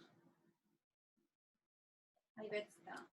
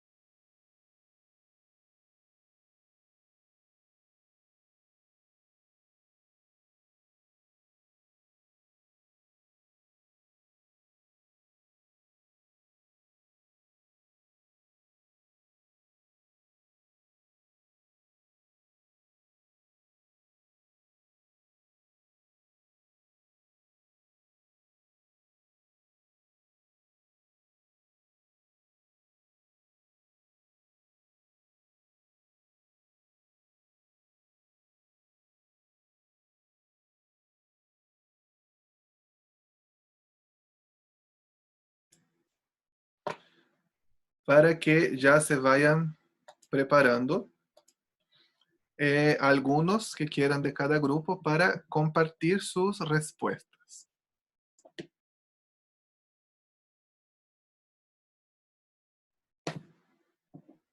La Cucho es la nuestra. Cucho, la Cucho siempre es la vocera, sí. La vocera de gobierno. Ajá, ya, que ella sea de... Dale, Cucho.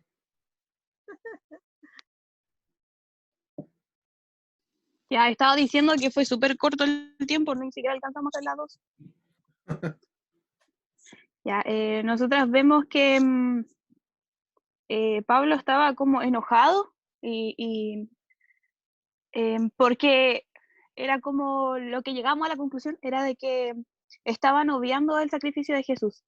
Como vino Jesús y murió, entonces ¿para qué vino Jesús si ustedes están siguiendo la ley de Moisés? Como que no les importó el sacrificio.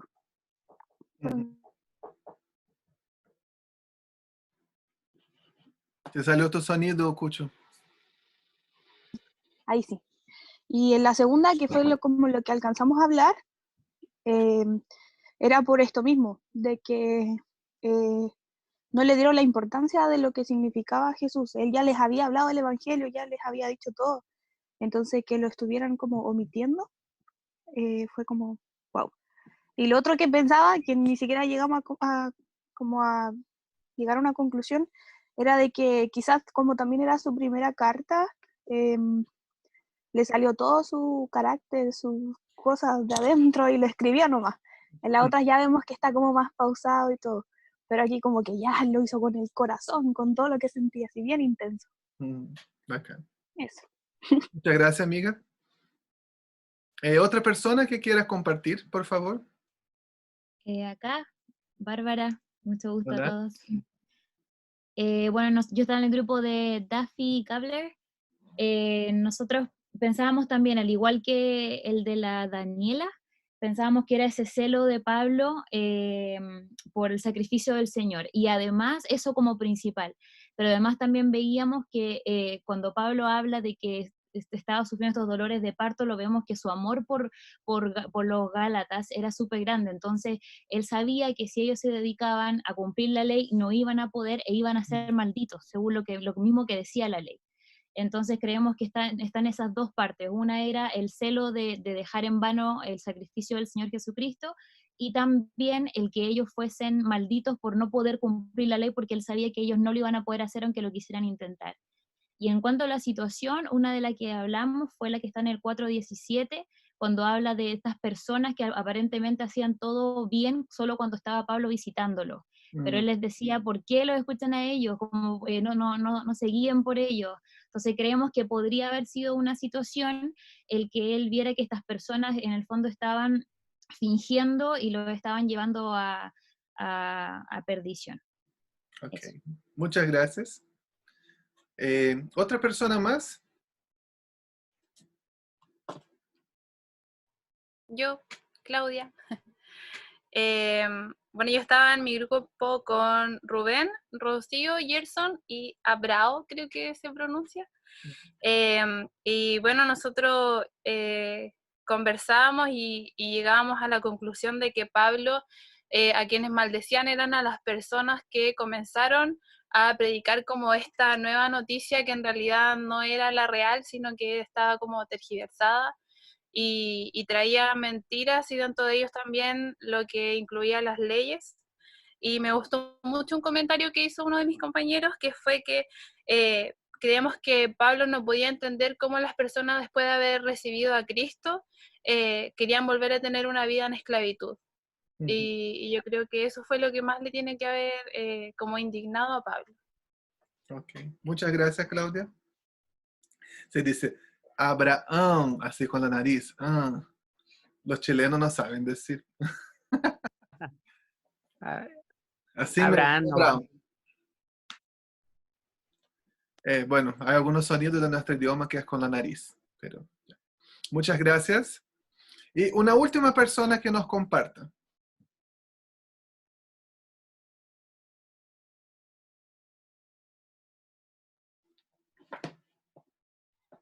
¿Aló? ¿Sí? Pucha, dijeron todo lo que comentamos con mi compañera. Pero escuchando a los demás, también hablamos mucho del tema de que volvían a vivir como una vida de esclavitud y que también se estaban aferrando otra vez a la ley. Entonces, como que eso le chocaba a Pablo. Pero yo también veo así como tú nos compartías de Pablo, es que Pablo también fue una persona que vivió bajo la ley. Claro. Entonces probablemente a él le chocó esa actitud que tomaron ellos a al querer fundamentar su vida cristiana en la ley, porque él se dio cuenta que eso estaba completamente errado y que ni él mismo podía cumplirlo. Ujú. Y como también dio el ejemplo de los hijos de Abraham, que uno vivía en esclavitud y otro era como hijo de la libertad, entonces como que lo estaba guiando, o quieren vivir así o quieren vivir como realmente corresponde según la fe. Ujú. Ok, muchas gracias. A todo eso, ¿quién eres? 14-V009. Es que mi computador pero soy Jorge Poblete. Jorge, muchas gracias, Jorge. Muchas gracias por sus respuestas. Yo creo que tiene mucho que ver, ¿no? Hay algunas cosas, mientras lo escuchaba, que yo pensaba, algunos ejemplos que uno puede dar. Imagínense el trabajo de Pablo. Nosotros vimos aquí en el contexto histórico cuánto le costó predicar el evangelio en Galacia, entregar lo mejor allá en Galacia, ¿no? Él sufrió persecución, seguramente pasó hambre, frío, no sé, fue apedreado, fue dejado como muerto, pasó todo eso, vuelve así como feliz a pesar de las dificultades, todos los frutos, y poco tiempo después alguien entró y se los echó a perder todo, como que entró y los hizo retroceder, porque eso es lo que Pablo dice, ¿no? Volver a la ley es retroceder. Yo me recuerdo hace unos años atrás, bastantes años atrás ya, unos 10 años. Yo estaba en Jocún haciendo una escuela y yo tenía una polera y a mí me gustaba mucho, era mi polera favorita. Era media roja así con rayas, entonces era como una raya de rojo más oscuro, una de rojo más claro. Y me gustaba mucho, era mi polera favorita. En un día, en un momento así, el Señor pone en mi corazón que me regale a uno de mis compañeros. Bueno, él estaba siendo muy tratado por Dios en varias cosas. Y yo fui y se lo regalé. Y yo le dije, mire, el Señor me dijo que regalara porque era mi polera favorita, que Dios te regala lo mejor. Era algo así, que Dios quería hablar con él. Él me dijo, ay, muchas gracias, el Señor habla mucho conmigo. Y yo, tiene que haber sido eso aproximadamente en noviembre. Pasó un tiempo, yo creo que fue en febrero, marzo, por ahí. Yo veo una foto por Facebook que mi amigo estaba usando mi polera nueva, mi polera favorita que yo le regalé para hacer construcción. Yo vi en una foto la polera con hoyos toda sucia, él estaba usando para la construcción. A mí me dio tanta rabia. Y yo dije, yo le doy mi mejor polera, mi polera favorita, la que más me gustaba, y él la está usando para la construcción. ¡Qué rabia! Si no sé, usa tu polera vieja, no usa la que yo te regalé. Pero bueno, no era el tema. Yo le había regalado, él hacía con ella lo que yo quería, lo que él quería. Pero yo doy este ejemplo porque era como, Pablo dio el mejor. Pablo dio casi su vida, casi se muere.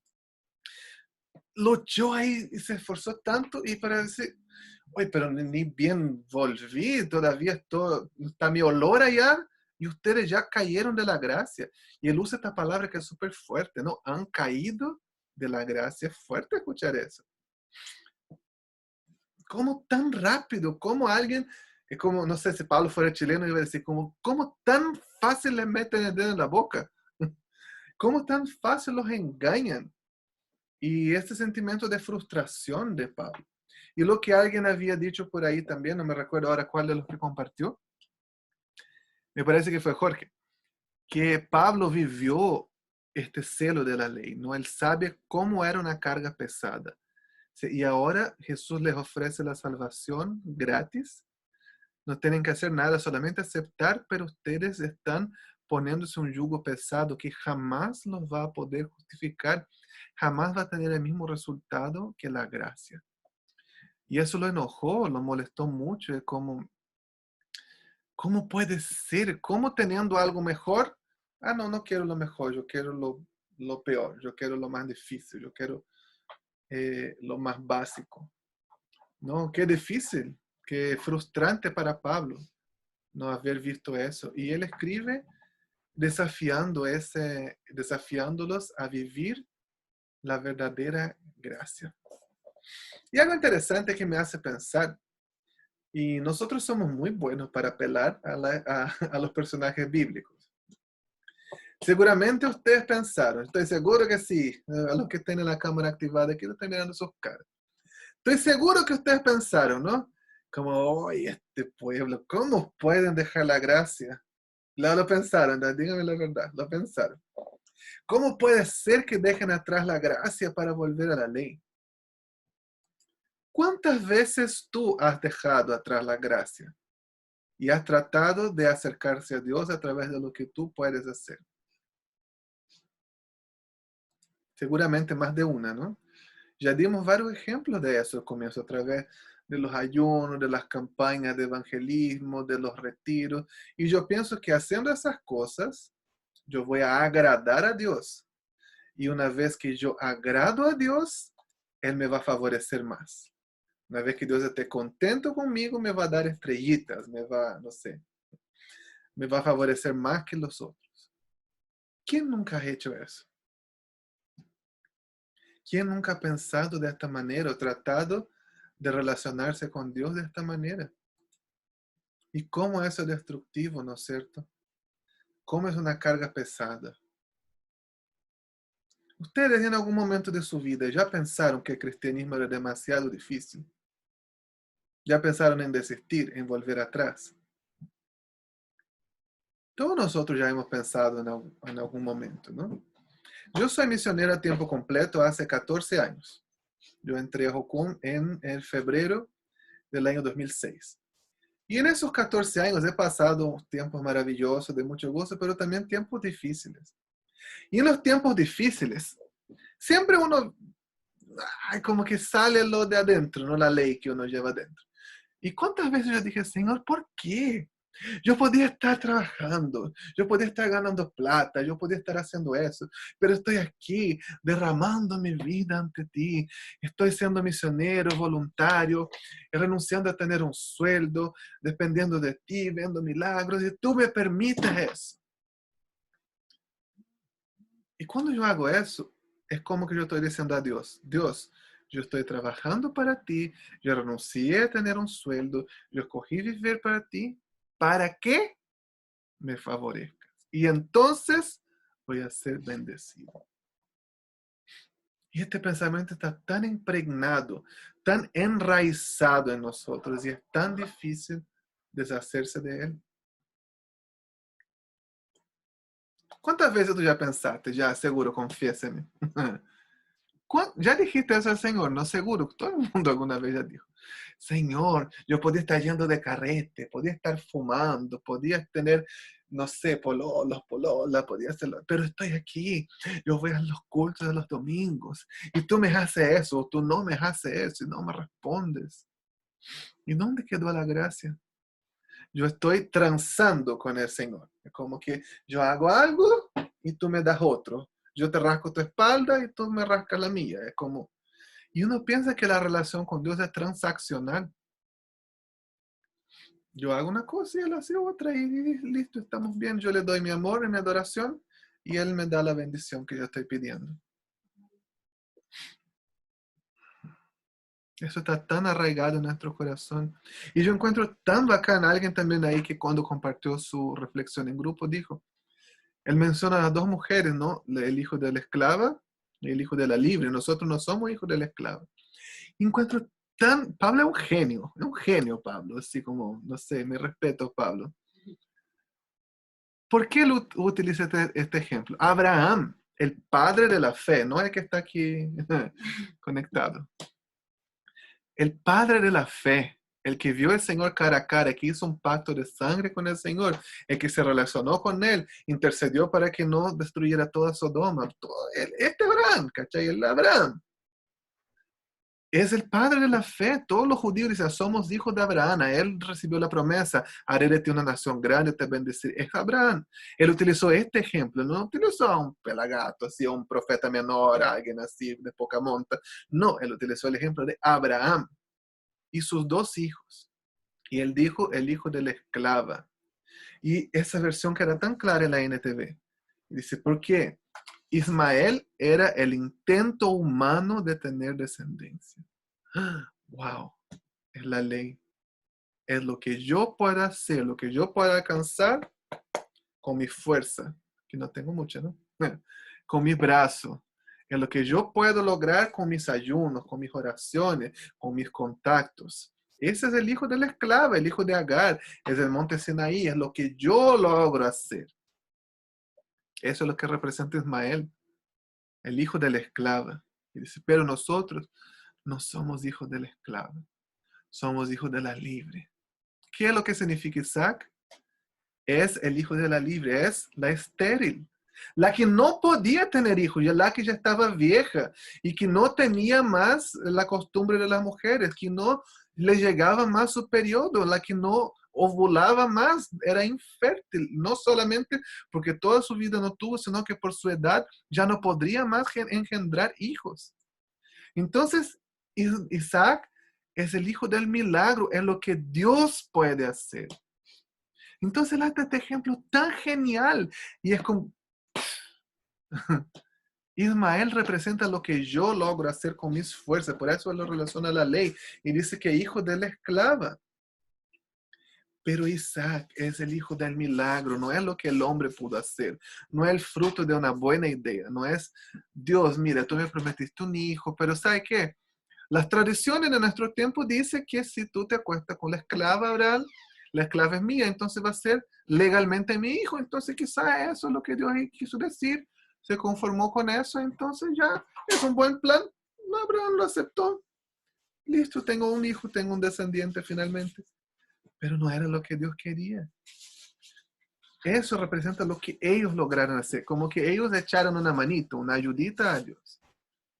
Pero la gracia es lo que Dios puede hacer. Y Dios puede hacer aquello que tú no puedes. Y si yo trato de justificarme, si yo trato de tomar el control en mis manos, tomar mi santidad, mi vida, mi justificación en mis manos, yo jamás lo voy a lograr. Yo me voy a cansar, yo me voy a frustrar y yo jamás lo voy a lograr.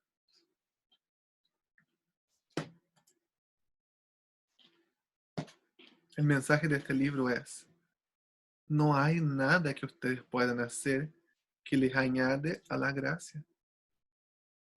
No hay nada que ustedes puedan hacer que los va a declarar más justos. Esta versión, la NTV, dice hacerse justo o declararse justo. No, la Reina Valera dice justificarse. No hay nada que yo pueda hacer. Otro ejemplo fuerte. El primer ejemplo, como el primer lugar donde vemos la gracia en la Biblia, es la historia de Adán y Eva. Todos conocemos, ¿no? Dios les dijo, del árbol del conocimiento del bien y del mal no comeréis, ya vino la serpiente, ellos comieron. Y una vez que ellos comen, ellos se dan cuenta de que estaban desnudos, les dio vergüenza y querían cubrir su desnudez. ¿Y qué es lo que ellos agarran para cubrir su desnudez? Hojas de higuera. ¿Ustedes ya tocaron una hoja de higuera? ¿O vieron cuando uno hace un tajo en el tronco de la higuera, ese especie de leche que sale, ¿no? Eso quema.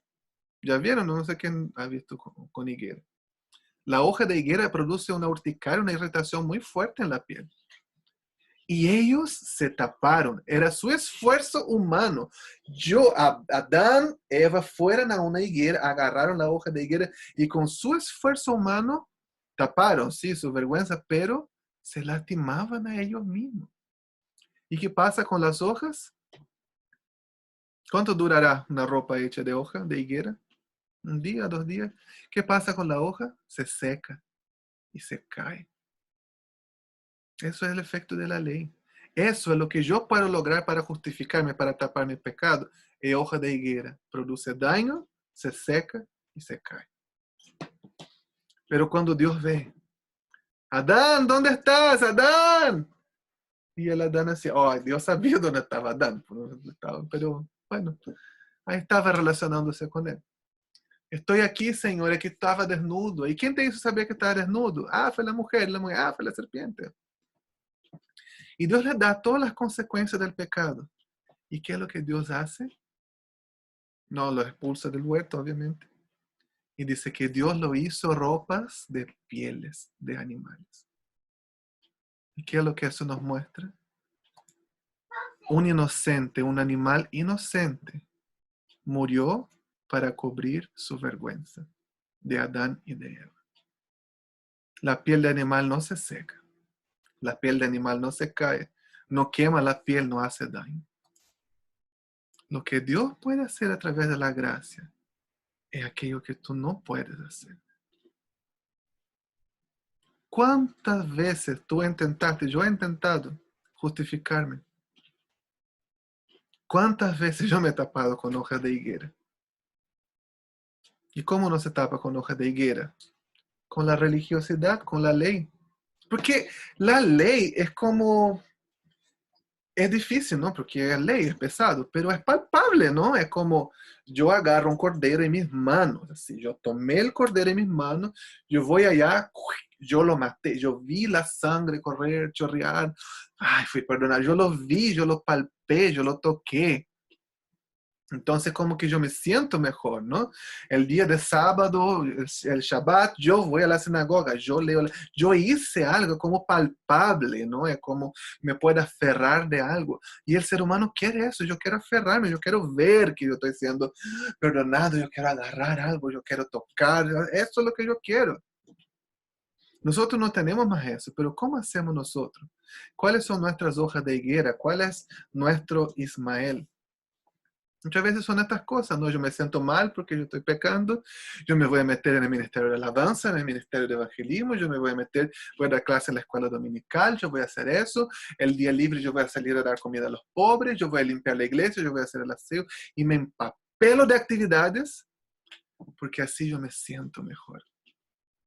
Y yo estoy haciendo algo, yo estoy buscando, y es visible. No estoy diciendo que eso es malo, ya no me malentienda. Sirva a tu iglesia, limpia los baños de tu iglesia. Pero si tú estás haciendo eso como un intento de tapar tus vergüenzas con la hoja de higuera, te vas a lastimar y no te va a resultar. Te puedes sentir bien por algún tiempo, pero estas hojas se marchitan y se caen. O aquellas personas que van a veces a las reuniones, ¿no? Y, oh Dios de Abraham, de Isaac y de Jacob, y gritan y despiertan temprano y van a orar, y oh, el Señor me habló, y yo tuve visión de ángeles y de demonios, y el Señor me elevó al firmamento, y toda aquella parafernalia que no es malo. Si Dios te lleva, gloria a Dios, tiene una experiencia fabulosa. Pablo mismo dice en Corintios que Dios le llevó al tercer cielo, y qué sé yo cuál es el tercer cielo, ¿no? Pero tuvo experiencias sobrenaturales, pero aquellos que gritan, que ay, eso y eso, a veces son hojas de higuera. Son intentos humanos de tapar nuestra vergüenza. Es como los judaizantes de Gálatas, que a través de la práctica de la ley querían sentirse mejor. Y dígame la verdad, uno se siente mejor, ¿no?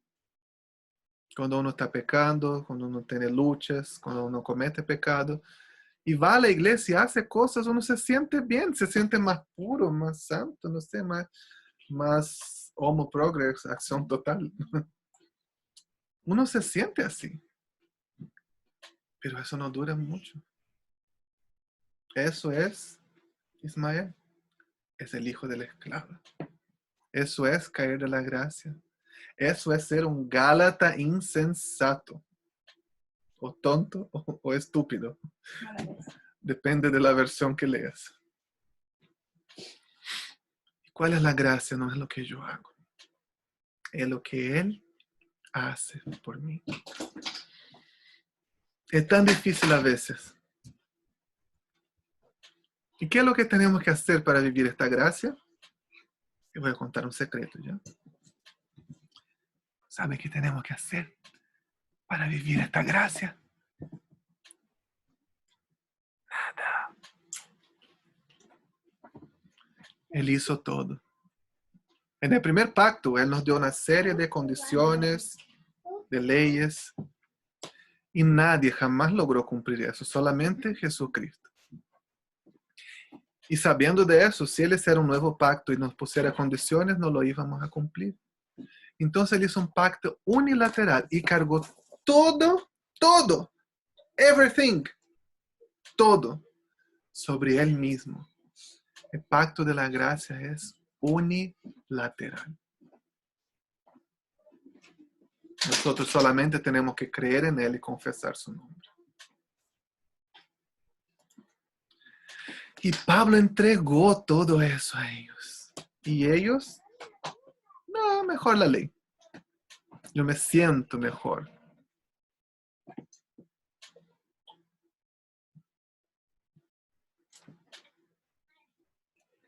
Hermanos, la gracia está ahí. La gracia es para nosotros. Que no caigamos de ella. Que nos mantengamos bajo la gracia, bajo esa maravilla que nosotros tenemos, bajo este regalo inmensurable, valioso que nosotros tenemos, que es la gracia de Dios.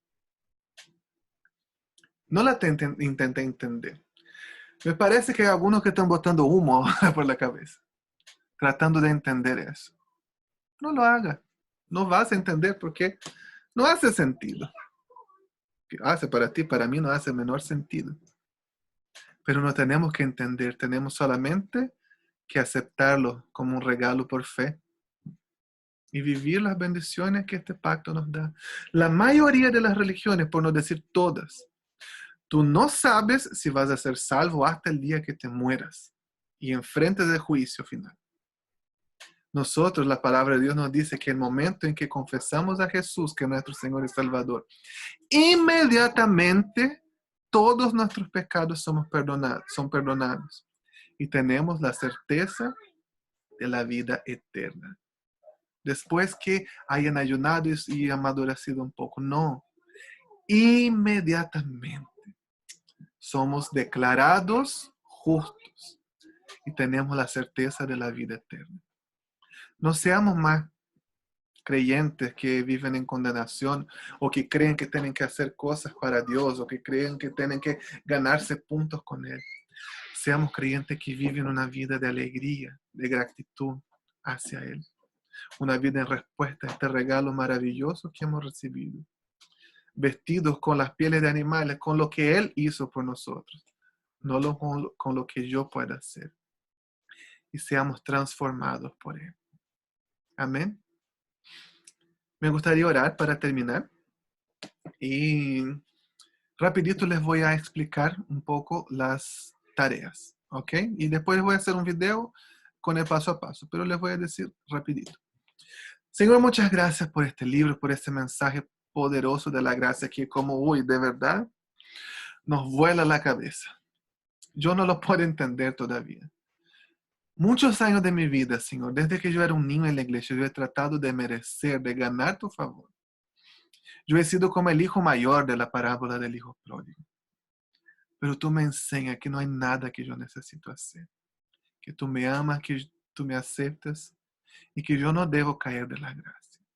Este libro de Gálatas nos enseña eso, Señor. En el nombre de Jesús, Espíritu Santo, imprime en nuestros corazones ahora. No somos hijos de la esclava. No necesitamos conquistar cosas en nuestras manos. Somos hijos de la libre. Somos hijos del milagro de Dios. Nos ayuda a vivir eso. Reprende todas las mentiras del enemigo que nos impiden de aceptar esta verdad, que no cabe en nuestra mente, pero es la necesidad de nuestro espíritu. En el nombre de Jesús, Señor, imprime esta verdad en nuestros corazones. Y mientras hagamos el libro, hagamos los trabajos, confróntanos con esta verdad. En el nombre de Jesús. Amén. Amén. Joana tenía una pregunta.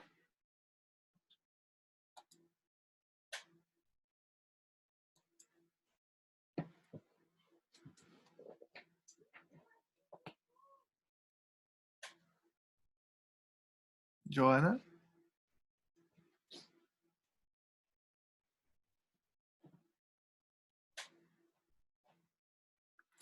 Les voy a mostrar rapidito la hoja de tareas que ustedes tienen que llenar. No es muy grande.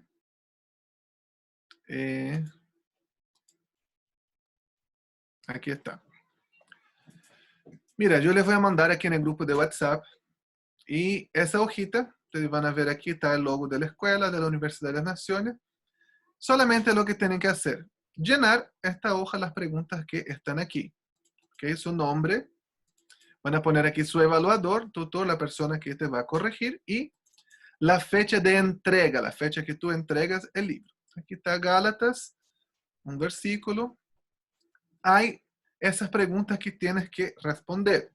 Primero, oró antes de leer el libro. Yo no quiero saber si se les quemó los porotos con rienda, qué es lo que pasó, si... Preguntas de sí o no. ¿Oró antes de leer el libro? Sí.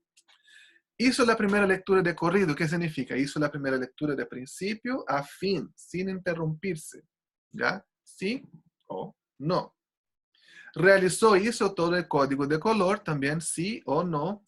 En ese caso que algo no haya sucedido, puede poner sí hasta el capítulo 4, o me faltó un capítulo, no sé. Pero trate de que sus respuestas sean sí o no. Estuvo conectado al momento de la clase también, si ahora está conectado aquí, sí o no. Y entregó dentro del plazo establecido. ¿Cuál es el plazo establecido? Hasta que comienza el próximo libro. El jueves tenemos clase de Gálatas nuevamente.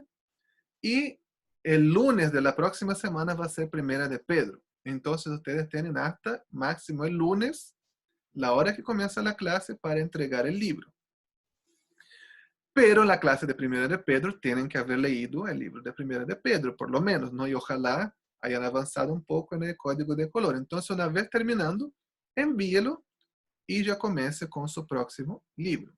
Entonces, el plazo establecido pone sí o no. O si no puso, no, entregué 2 horas más tarde, no sé, el día siguiente, lo que quiera que sea cuando lo entregó. Información básica requerida. Aquí van a llenar la información de trasfondo histórico. ¿Ya? Autor. Aquí ponen el autor. Destinatario, origen y fecha. Van a poner aquí el método literario. Y el método panorámico. Voy a hacer un video ya explicando eso. Algunas personas tenían dificultad. Van a hablar la idea principal del libro, de qué se trata, cuál es el tema del libro y el propósito, qué es lo que motivó el autor a escribirlo. ¿Ok?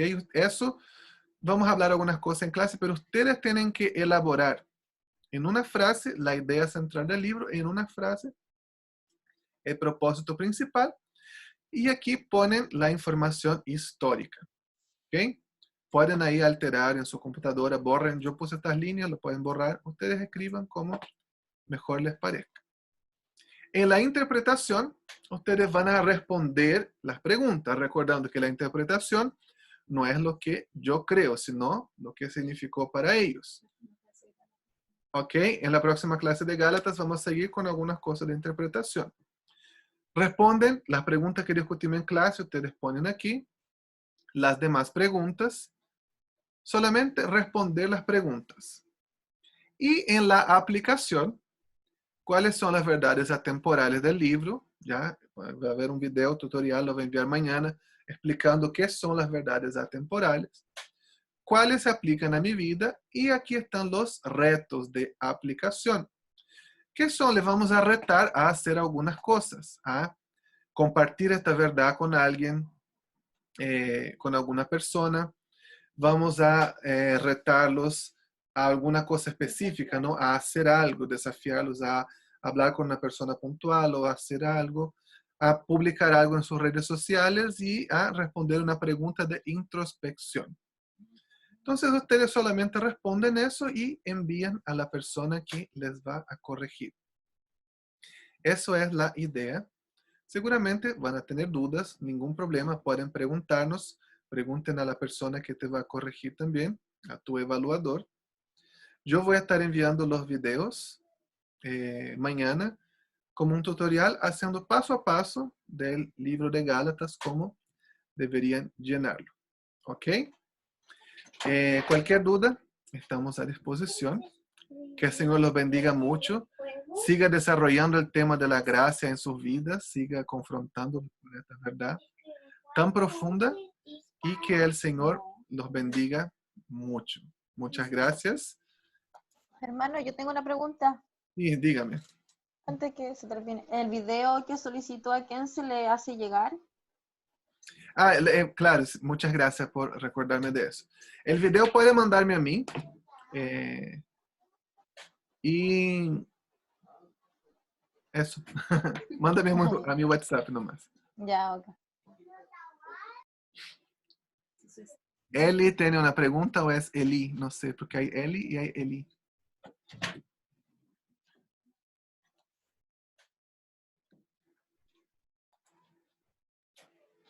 Yo no, fue sin querer la manito. Ok, no hay problema. ¿Se tienen más alguna pregunta?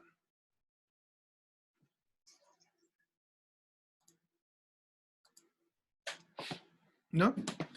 Bueno, que el Señor los bendiga. Pueden activar sus micrófonos para despedirlas. Y Bye, bye. 5 minutitos puede quedarse el staff de la escuela para hablar una cosita. Así que eso.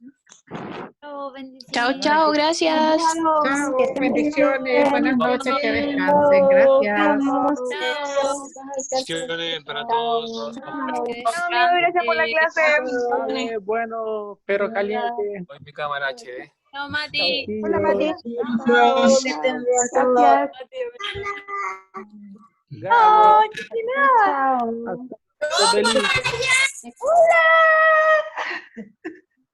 Agustín, te ves mucho. Sí, Chao, Hola, amiga. Carmen. Chao, hermana Carmen. Chao. Chao, Chiquina. Chao, Aide. Chao, todos. Chao, Chiquina. Chao, chiquillo. Chao, Jenny. Chao, Dani. Chao, Tulio. Chao. Chao. En la station ship. Chao, Tulio. Chao, Dani. Dile, Chao, dile Pablo. Pablo. Chao, Mateo. Chao, Mateo. Chao, Grecia. Tutora. Tutora.